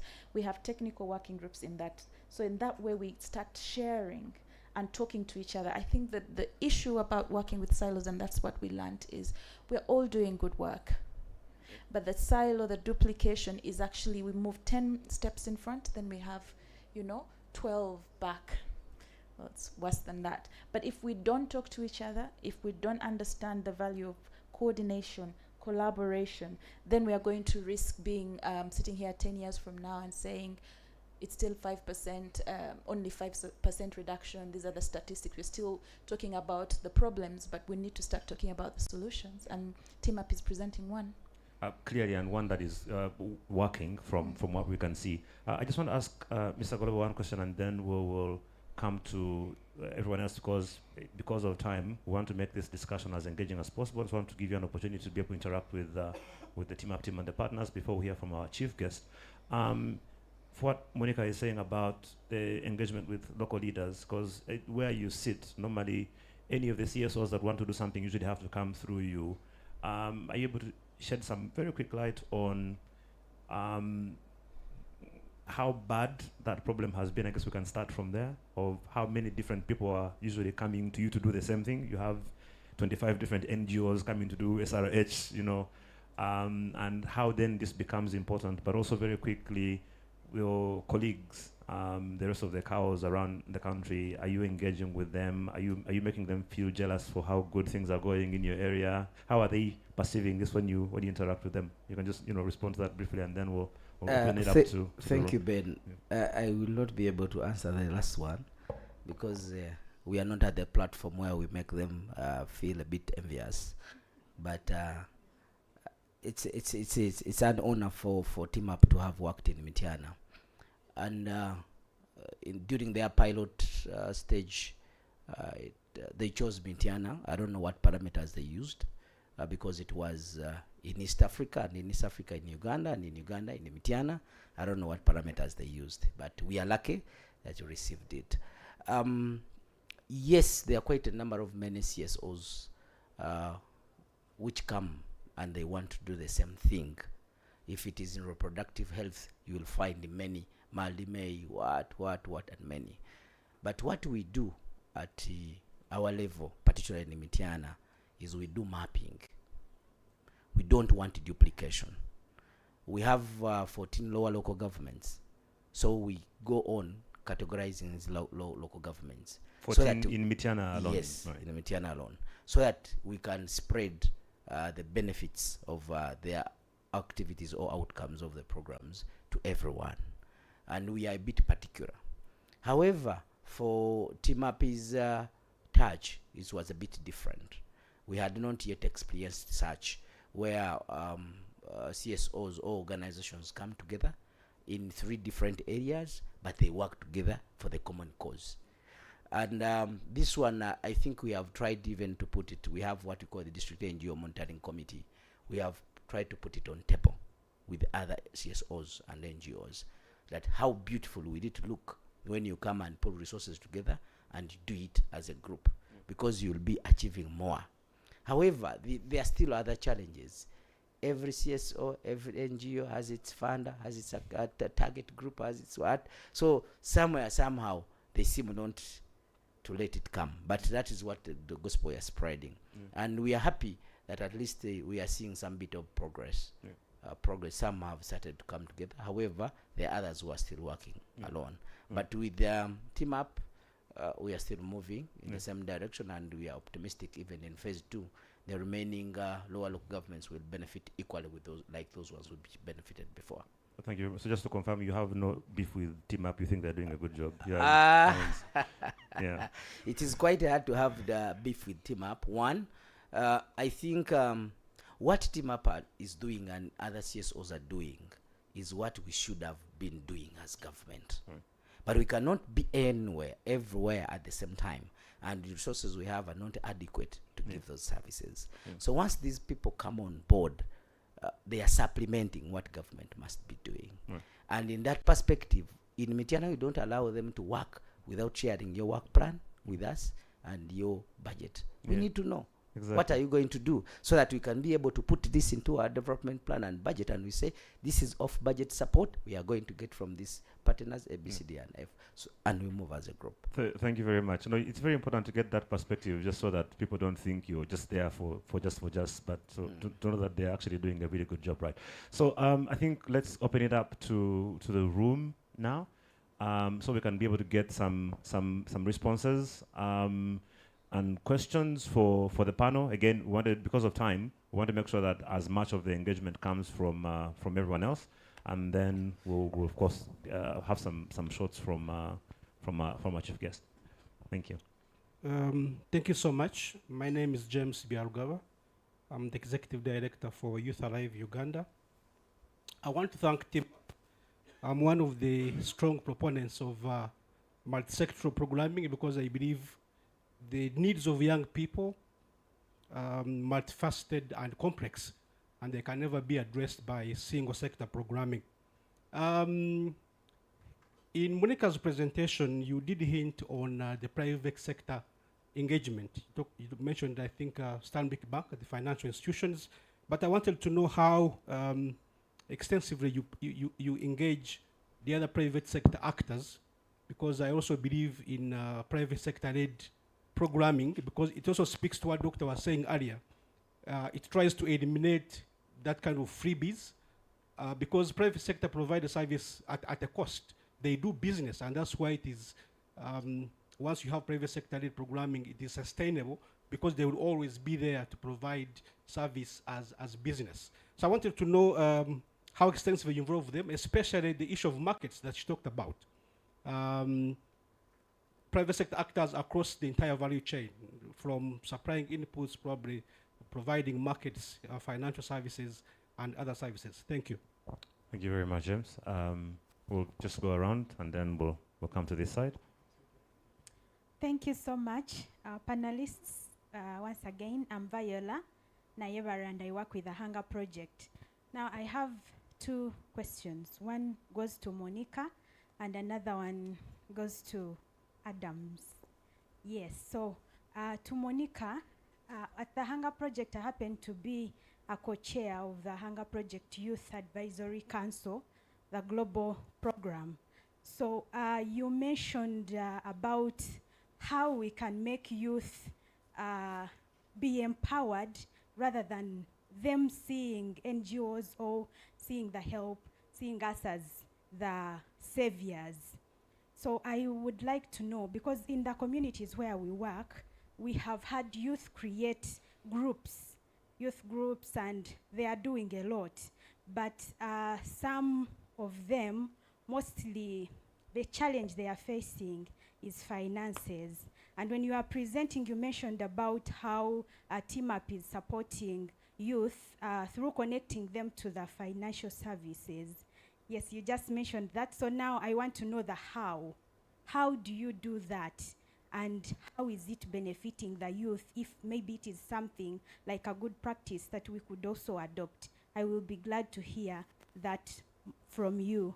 Then my second question is about the payment for water.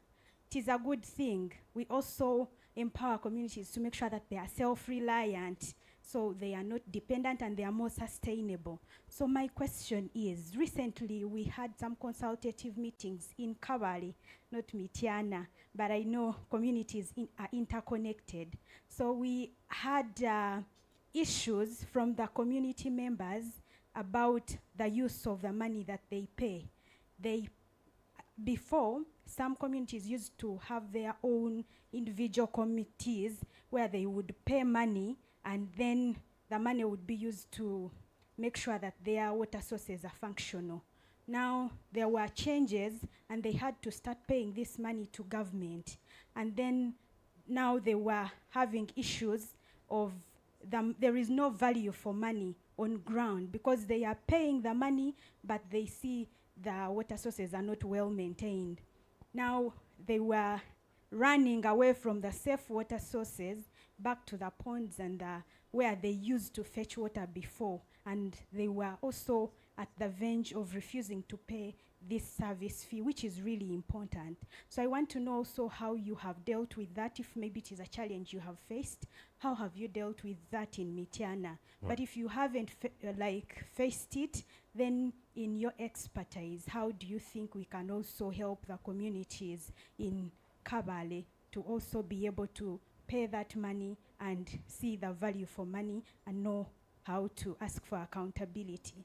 Thank you so much. Thank you very much. Okay, so we'll come to these two and then come back to the panel. Thank you so much, dear panelists. My name is Sanyu Athablik, and I lead an organization called AYA. It's more skewed to skilling. And I come to the point of farmer field schools. And I think they're also doing the same in terms of skilling and training and building capacity. The biggest observation we've had with skilling organizations is we tend to champion, for instance, a trade. Those who are into manufacturing, those who are into agriculture. And the biggest flooding we have is what you promote in the community, you find it's replicated everywhere. And that makes it, in terms of flooding of the goods and services. The biggest challenge we have in the country now is the market. I want to learn from the team Hans. When you are doing your farmer field schools, the assumption is every trained community is going to do the replication and produce. And that brings one big issue. Everyone is bringing to the same market. Are there opportunities, are there scenarios where you've had everyone bring to the market, but again, they are not seeing the value for bringing more in terms of marketing? Have you thought of kind of gazetting in terms of saying you are bringing a cooperative so that you are picking the product, you are offsetting the farmers, and then you go and look for them the market? Because that's exactly what we are facing as AYA. We are training young people to produce, but at the end, they all flood the market and they tell you, no, it's not viable anymore. Right. Everyone is producing the same. So I need to hear from there. Thank you. Thank you very much. You can, gentleman just behind you. Just out of curiosity, are you by any chance related to Arthur Blake, the rally driver?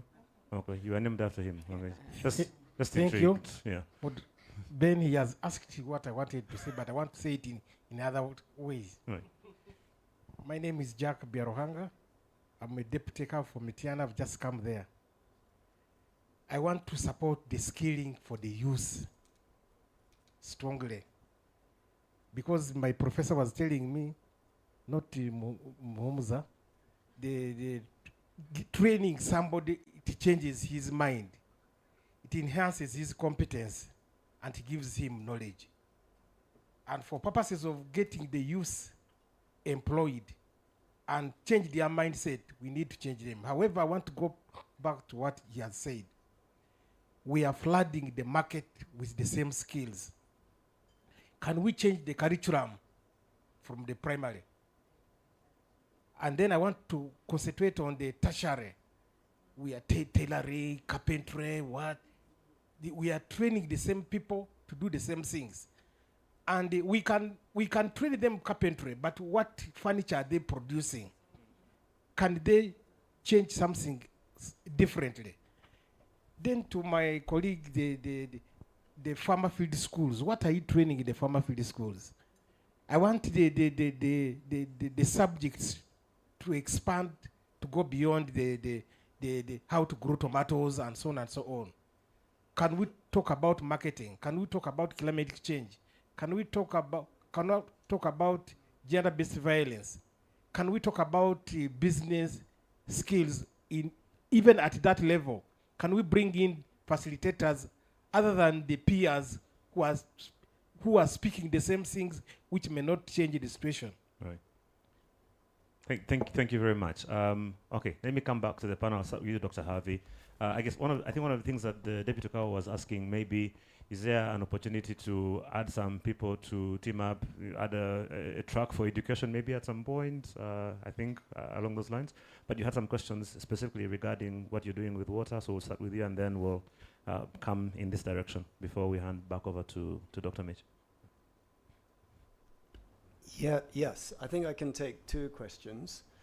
One about the private sector in general, in service delivery, and the other about the willingness to pay fees to service providers in water. So in terms of the what the private sector should and could be doing here, we have, we can paint really quite a simple picture. For economic development, it's clear we do need foreign assistance. But foreign assistance is a bit like parentage, because if you have, one party with a lot of money who says they want to help you to grow, it's a bit like a parent who has the money and they want the child to grow, or the teenager or the adolescent to grow. So is the financial assistance, is it a lazy parent or is it a good parent? I think we've only got one real representative here, maybe others. We have the EU represented here. So, this is a challenge. I'm speaking bluntly. Is the foreign assistant a lazy parent or a good parent? I think we all agree that a good parent makes sure that before they give their child the things that they hope, that they need, I don't know what it is. It might be a boda, it might be a house. Before they help the child with things, they make sure the child is ready to manage those things. Otherwise, that house will be a mess, and the boda will be stolen within 1 month or 1 week. It won't be managed. So you make sure your child is capable and responsible before. Now, I'm not convinced that financial assistance flowing into Uganda is doing that. This comes to your question.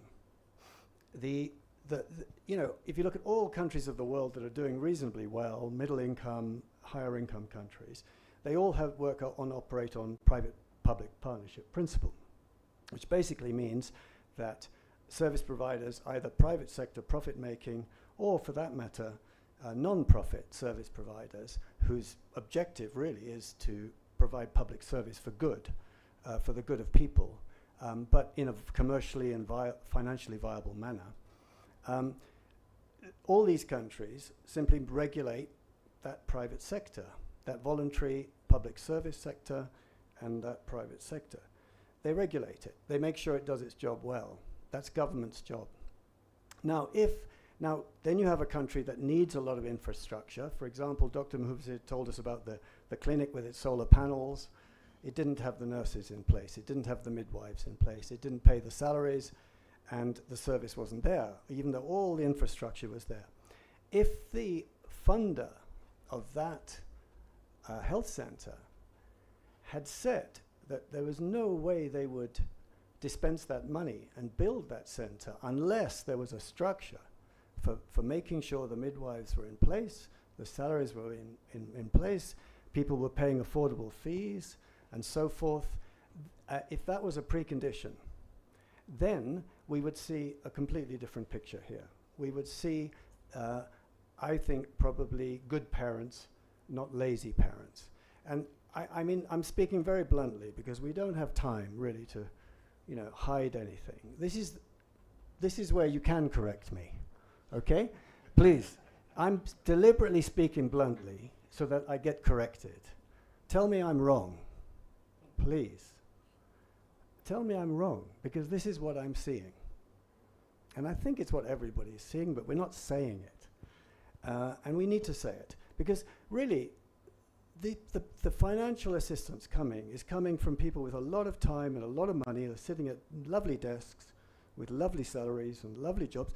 Why can't they just put a little more attention into how they spend their money?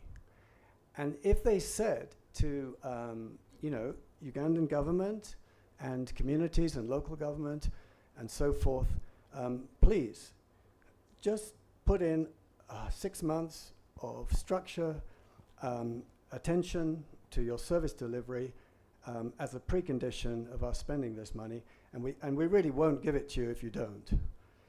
I think the whole situation would change very fast. Now, there are an enormous number of NGOs we've mentioned who are working in silos, working separately from each other. All of them have those funders behind them. And they will complain to you. They'll say, there's no way I can do this or that with service delivery because I don't have a budget for it. I only have a budget to build. And I have to build within the next month or 2 months. So you can't tell me to do anything else except build. So I'm just going to build and go away. We call it build and run fast. There's a word for it. Now, there's another way in which things are done in developed countries and more developing countries, and that is build, operate, transfer. Instead of BARF, you can do BOT, which is where you make sure that there's service delivery and there's a contract. So that's all part of the capital expenditure, that's all part of the financial assistance. You build the service delivery together with the construction, the initial capex. You build the 10 years of operational contracting, and it can be renewed again for another 10 years and so forth. That's how it should be done. And that brings me back to your question again. There's no reason why we need the NGOs, we need their money. There's a lot of infrastructure that needs to be built and repaired. However, all we have to do now is make service delivery structures a precondition, and that means talking to their donors. Right. Or talking to them and working collectively together, government and NGOs together, to make a common message to the donors to change this. So coming to the next question about quality of service, it's actually worse than what you say. The reason why water points in general in Uganda and other countries are not functioning is because people don't trust the organization that takes their money. So if you don't get the service, you don't pay. It's very simple. And what you've said is people are not seeing the service, so why should they pay? No one would pay. I wouldn't pay. You wouldn't pay for a service that doesn't arrive. In fact, if National Water doesn't come and fix your pump, you start, wondering why you're paying. So it's essential that the service is actually there. So that's something that we have to do. And certainly our organization has made a big point about making very good measurement of our service delivery rates. So when it all boils down to, at the end, whether or not you believe that the organization you're paying is actually delivering the service. Right. So, for example, we publish quarterly with the district governments we work with and with the ministry and with other NGOs, we publish, what is our breakdown repair rate? What percentage of breakdowns have we repaired within 24 hours? What percentage have we repaired within 48 hours? If we can get that to 100%, then we're worth paying. If we don't get it to, say, above some reasonable target, like 97%, we shouldn't be paid. We shouldn't be there. We shouldn't be appointed by the district government to be the service provider. Right. Now, we're a non-profit. So it's not necessary to think of the private sector as, businesses that have to make a profit. That's perfectly reasonable. To be stable, they have to make a profit. But you can also have non-profit businesses, which are financially stable. And NGOs are in a very good position in a country in this situation, in this condition, to create those non-profit service provider businesses, which are effectively the private sector, which can deliver services. But those services have to be measured, and they have to reach targets. You have to reach more than 97% repair time within 24 hours, or some target like that, Right. which the local government is aware of and enforces. So it's regulation as well. But it's all doable. It's perfectly simple. Everything Yeah. I've said is doable. And we can simply concentrate on this in other service areas as well as water. Now, the problem you mentioned isn't just the service provider not doing its job. It's also nobody wants to pay the committee, the water user committee. Right. Very, very, very rarely. Usually it's a very rare committee that people want to pay. Because they don't trust the committee to use that money properly or fairly in most cases. And so we have to move on. We have to move to having better committees. And one thing we've done is we found that when women are elected into those leadership positions, they are far better at managing the money, and people are much more willing to pay. So we have shown that committees are trusted, but they do need to be improved. And women leadership in those committees has helped a lot. Ouch. Thank Monica, you. yeah, no, it's a huge indictment on us men. We need to do better. Let's try and move on. Monica, I had some questions directed to you, and then we'll come to Felix, Sarah, and wrap up with Mr. Goloba. Yes. In terms of youth empowerment, we talk about quality over quantity. And this is a discussion we have across the table where we talk about what type of youth empowerment are you talking about? Are you talking about participation, or are you talking about proper engagement? So that's also an important core component in how we work. Do you have Fatuma sitting at the table at the district and then looking as beautiful as she does but not saying anything? Or do you have Fatuma come in and actually make comments and the district listens and puts it into their planning? So youth empowerment there becomes, the group dynamics are also very important in forming cohesion in the communities. When you bring young people together, they're able to look at each other and see what the other one's doing and be, and want to be better, and hold each other accountable. In terms of access to finance, I think the way that we've made it different, but also not so different, but something that we have incorporated in what we're doing is we don't just hand young people money and say, go spend, There's a level of financial literacy that young people need to get to be able to make use of the youth-friendly packages that are created by these financial institutions. And I think Winnie and Felix attest to that, the core country managers for HRNS.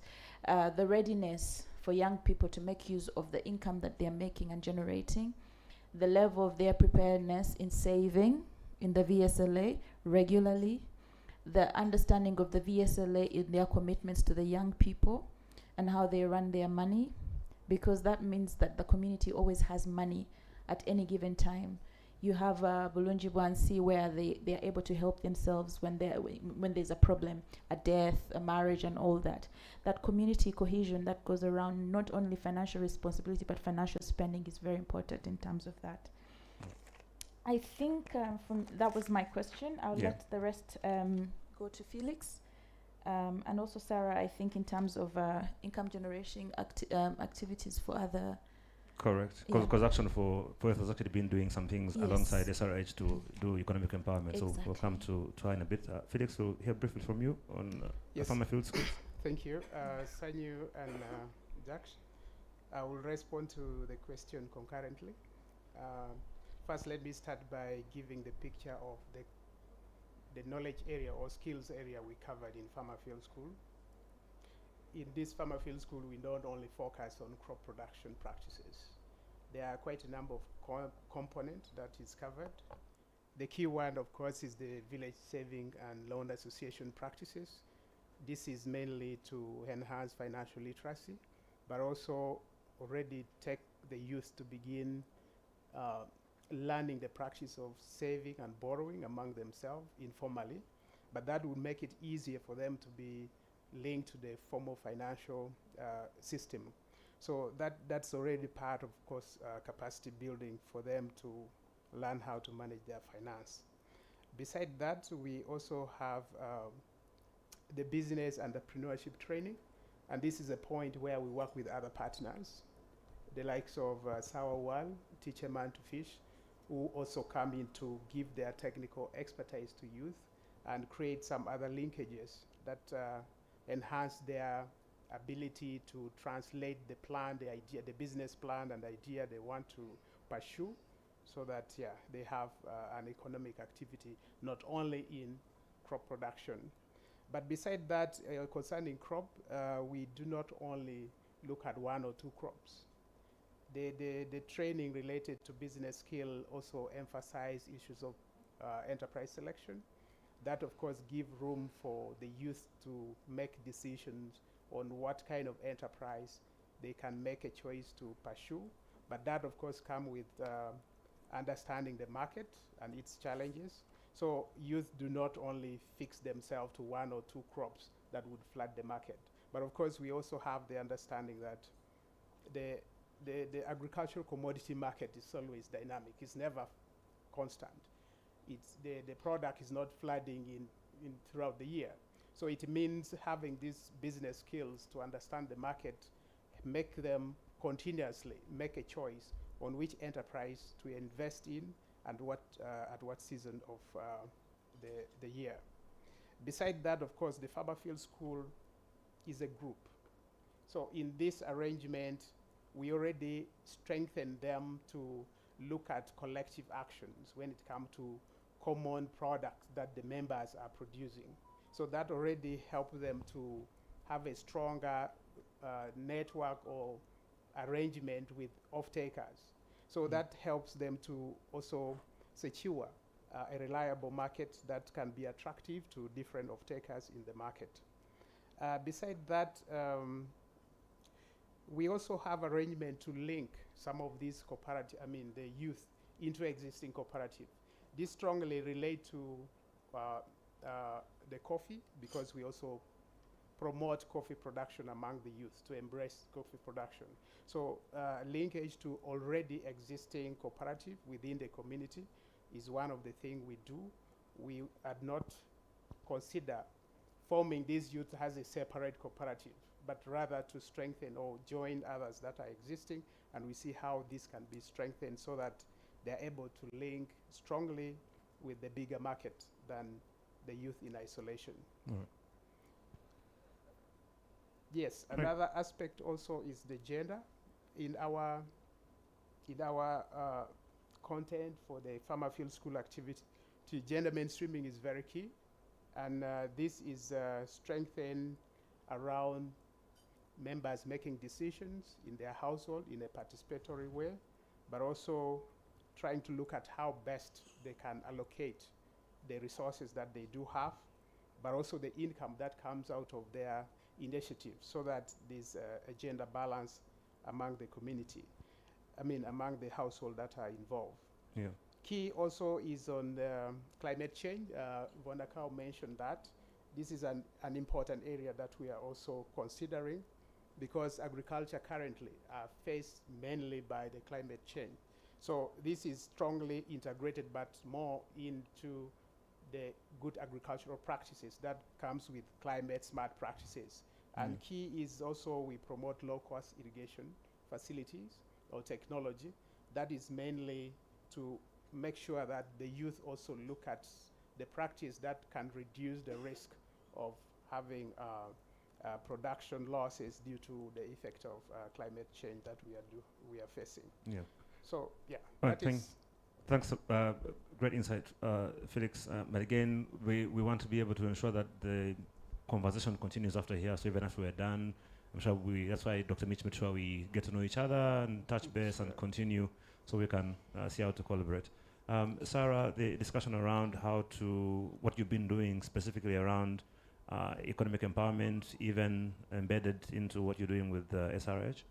Yeah, thank you very much, Ben. And just quickly, this is an addition to the discussion.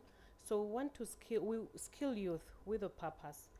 So to be able to respond to the unmet health needs, one of the things that we've done with our youth empowerment centers, these within Mityana are at every sub-county. We have a YEC, which is Youth Empowerment Center.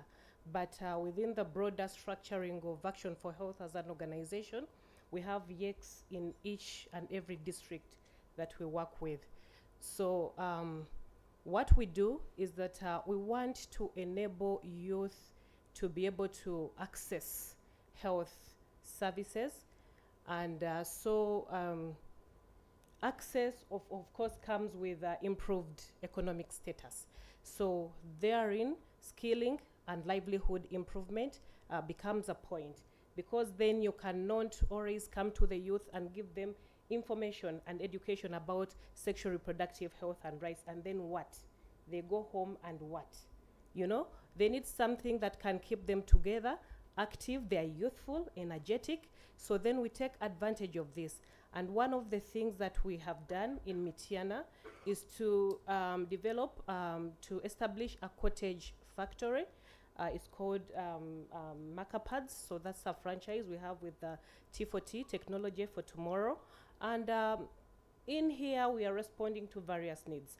It's the youth manufacturing reusable, no, not reusable. They are manufacturing eco-friendly sanitary towels that are reusable, to be able from papyrus, because this is eco-friendly, and therefore they can be able to earn some income to be able to afford family planning commodities, for example. But also they can be able to get buy probably some pesticides for their, and inputs for their, farms and gardens, and be able to do a lot of things to improve their livelihood. We are talking about, improved youth livelihood. So these are the kind of prospects we've put out for the youth to be able to achieve that. So that is just one example that we started in the pilot, and it's picking up. Fatuma here will demonstrate to us, and Vincent, how that is done, and how the youth are getting involved. Some are involved in the production line, then the others are in the marketing, while others are where the production line starts in the harvesting of the papyrus. So it's really kind of a strategy that involves all the youth with their energy, but how in the end the result is how can they be able to afford and access family planning commodities and services. Thank you very much, Sarah. And as Monica had mentioned earlier, we actually do have an exhibition outside. I'm sure our chief guest will probably get a chance to take a look at that when we are done. Last but not least, Mr. Golova, the Honourable Minister asked Dr. Muhumza a question, which I'm going to ask you as we wrap up the panel. If you were given her job, what would be your key priority to make sure that you implement this thing that we are doing with TeamUp? In a way, I'm just asking you, from your perspective, if you are to speak to the powers that be represented by the Honourable Minister here, what is the one thing that you want to tell them that you think they need to treat as a key priority based on your interaction and learning from what we've been doing with TeamUp? Okay, thank you very much. God forbid. It would be a promotion for her, and then you step into her shoes. Yes, the whole of the position is here. Yes, so we take the blessing. Yes. I think what I would advocate for is putting synergies together. It's a multi stakeholders engagement. I think we have benefited more out of this because they don't look to be individualistic organizations, but they look to be like a team. And bringing them together also creates more opportunities and also avoid this wastage of resources. So I would advocate for working together. However, there is something I wanted to also to comment on about. I think she's a lady working for Hunger. She was inquisitive of knowing how successful Adam and the team were in issues regarding payment for water services. Initially, before Adam and the team moved in, we had an arrangement that we would have what we call water source committees. And these water source committees were responsible for making sure that the water sources is functioning 100%. And they used to collect little money so that the well is working well. However, due to other challenges, they could not ably manage. So when TeamUp moved in and Adam and the team moved in, we looked at the concept again and said, look here, we need 100% functionality of the boreholes we are putting up as government. And government does not anymore put their money for O&M. So the O&M is left at the leverage of the district. And therefore, you need to think hard how you are going to maintain these water sources. So when we got Wave Solutions, we got a blessing that, well, we are looking for this. And it took us a good task for us to convince our populace to pay for water. And because the minister is here, I want to say that we had to engage the political leaders within the district, particularly the area MPs and the LC3 chairpersons. Because the president said water is free and everyone should have water for free. Yes, it is true. But if we spoil this source, who is going to repair it? You won't have any water. Right? Yes. And lucky enough, along the way, Ministry of Water and Environment, I think, came up with a policy of service, area service water providers, and which is encouraging some bit of little money to pay. So we leveraged on that. We sat with them, we convinced them, and I want to assure you, I think we are moving a step higher. No borehole we are putting up which cannot function again. No. And out of this, I think they have been able to actually to motorize one, which they have converted into a piped water system. In fact, I want to give them an applause. It's the first of its kind I've seen in Uganda, which is digital. Wow. Water is prepaid. It's actually better than even national water. So I was saying, this technology looks a bit different. Yeah. And they are fast in responding to such issues. Thank you, Mr. Golova. I'm sure Dr. Ave has something to do with that. Having a PhD in engineering, I guess, helps with being able to get those systems up and running. It's an example of digitization solving a problem. Absolutely. Let's give a very big hand clap to our panel, to Dr. Javier, to Monica, to Felix, to Sarah, and to Mr. Golova. I'll allow the panel to step down as I also step away and hand back over to my mentor. And what do they call it? Trendsetter? Waymaker?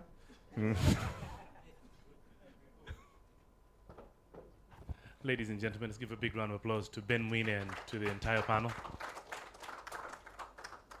Honorable Minister, we thank you so much for sacrificing your morning. This is my grand opportunity to welcome you here to be able to address us. Ladies and gentlemen, please welcome our guest of honor.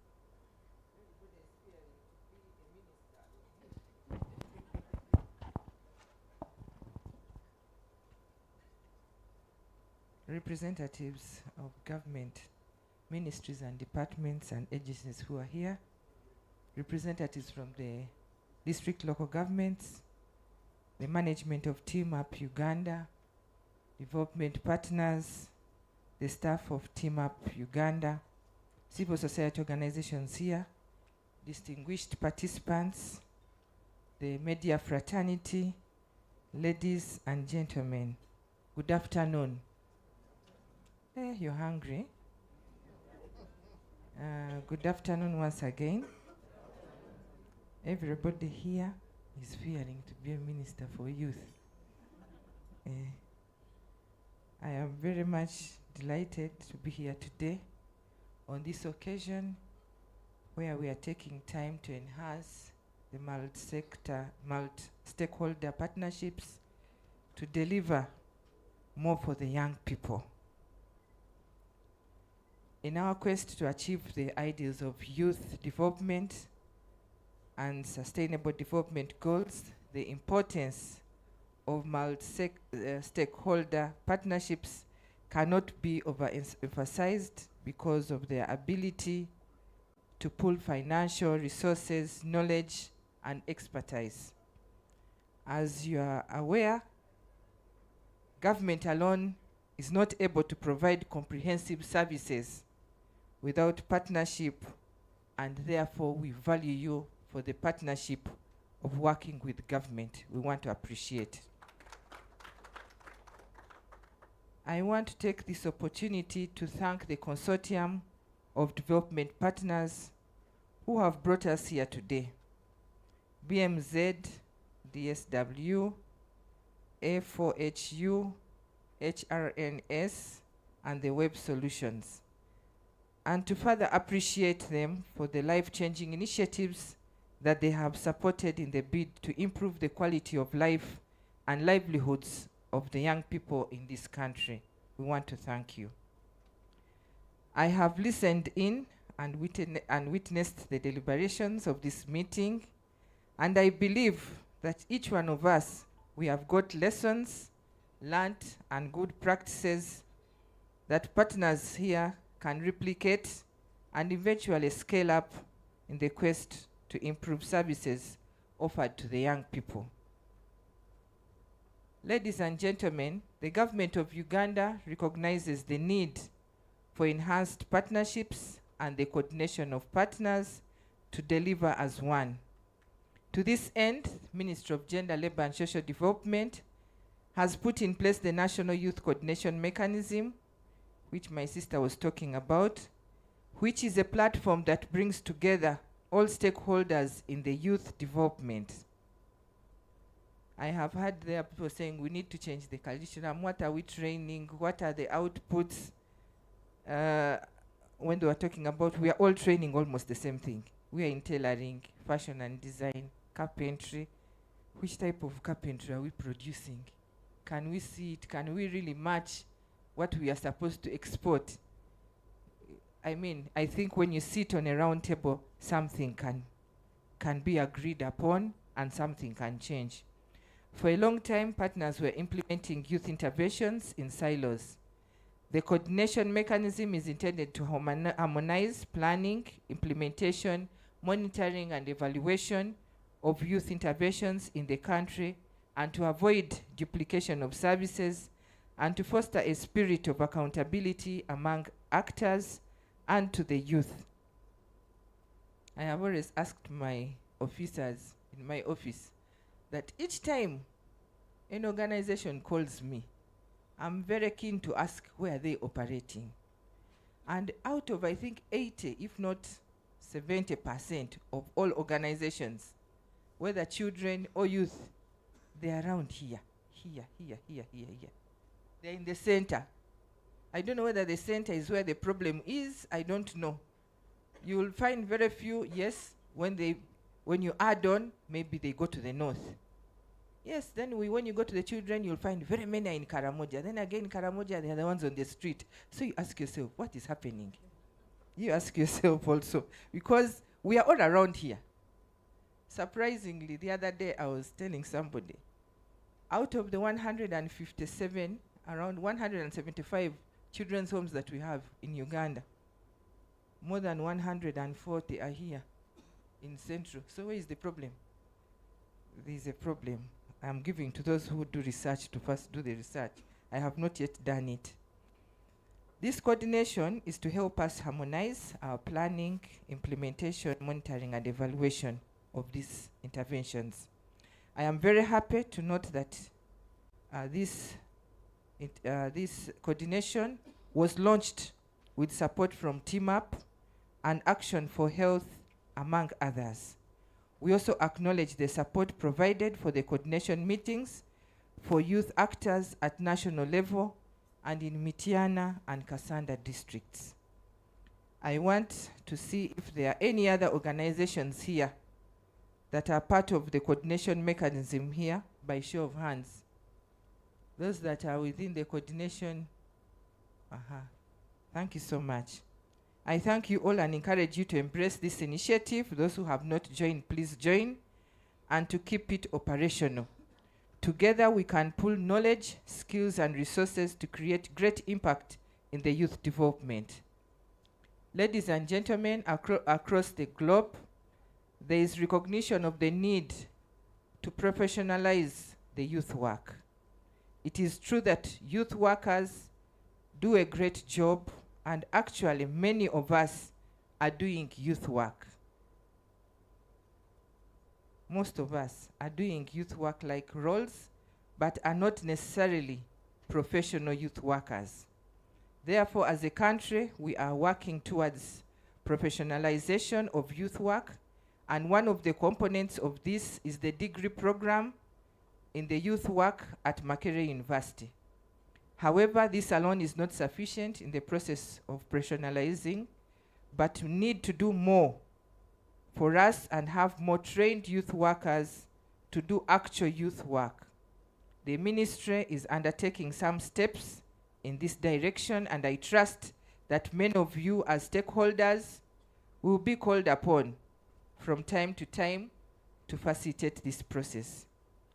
Government of Uganda, through the ministry, also continues to advocate for youth mainstreaming in development work. This is being done through enhanced youth participation across government and within the structures of National Youth Council, whose mandate is to mobilize the youth to utilize their capacities in development of the country. With this kind of arrangement, youth are given the opportunity to integrate their aspirations into development planning for their areas of jurisdiction. This strategy is enshrined in the spirit of equity and equality for young people, ensuring that young people are participating and benefiting from the development in accordance with their full human potential. Therefore, as stakeholders, this calls us to lay down strategies that ensure youth mainstreaming in the design, implementation, monitoring, and evaluation policies in all our programs across all social, political, and economic spheres for us to be able to gain real ground for the youth development agenda. Ladies and gentlemen, in my experience with the youth work, I have learned that young people want everything now. So let's reduce on the talking and act more. Our actions are much more meaningful than words. I was impressed, and it is going to take me to Mitiana. I want to see that system of prepaid water. I have not seen it before. I want to go and see, and maybe also encourage National Water to help us, and they also go and benchmark and see.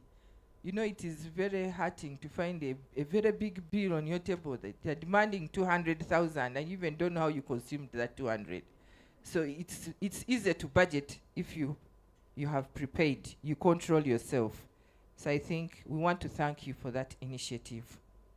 And of course, all the rest who are really participating in improving the life of the youth, we want to appreciate.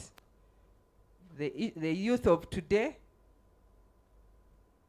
want to see us working, not talking. And I want to tell you that our population, 78% of the population of Uganda, are below the age of 30 years. But out of that population, 15% are the ones who are youth. Most of them are children. Those who calculate can calculate and know. From your population, You look 78% below 30 years, 15% are youth, the rest are what? So whatever we are planning, we also should be looking at the children, because they also be the future of tomorrow. They will be the youth of tomorrow. So as we plan, we also look at them. Together, let us draw strength from these words and everything that has been shared here today, and let them guide us towards becoming doers and provide us with the potential to shape the youth development. Why I was asking Doctor, unfortunately he has moved out. I was doing an analysis. I've not yet got the concrete statistics. But you will find that most people who have shared the money from PDM, they are not youth. Because now the youth were told the money for PDM, you're supposed to be looking at the household. How many youth, especially the male youth who have households, they are all still under guardians and what? And the youth who have benefited are the ladies who decided to get married early. You're getting it? So the male youth are missing out. You make a study even in your district. The majority who have got that money are the women. By the way, not even men, but the women. So when the men are complaining that we are leaving them, they shouldn't complain. The women are moving faster. I take this honor not to close up this meeting, but to flag you off. Go out there and take action. The young people are waiting for your good deeds in their favor. Thank you for God and my country.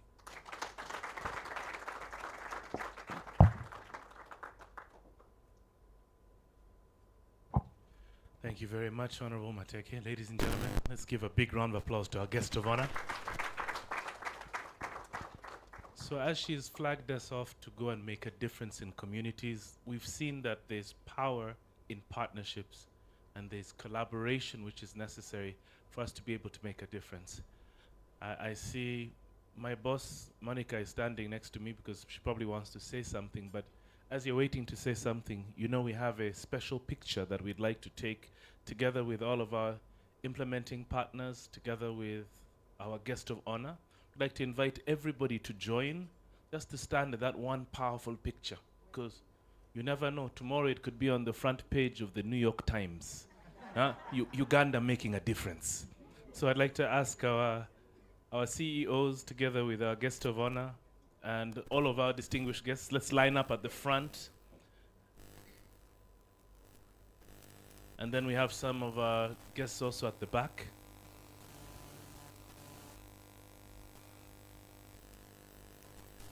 Please feel free to join the picture, unless of course you told your boss that you are going somewhere else up country and you're on leave, then all of a sudden they see you teaming up. So let's kindly get everyone together, and after that we'd like to say thank you very much and go out there and make a difference.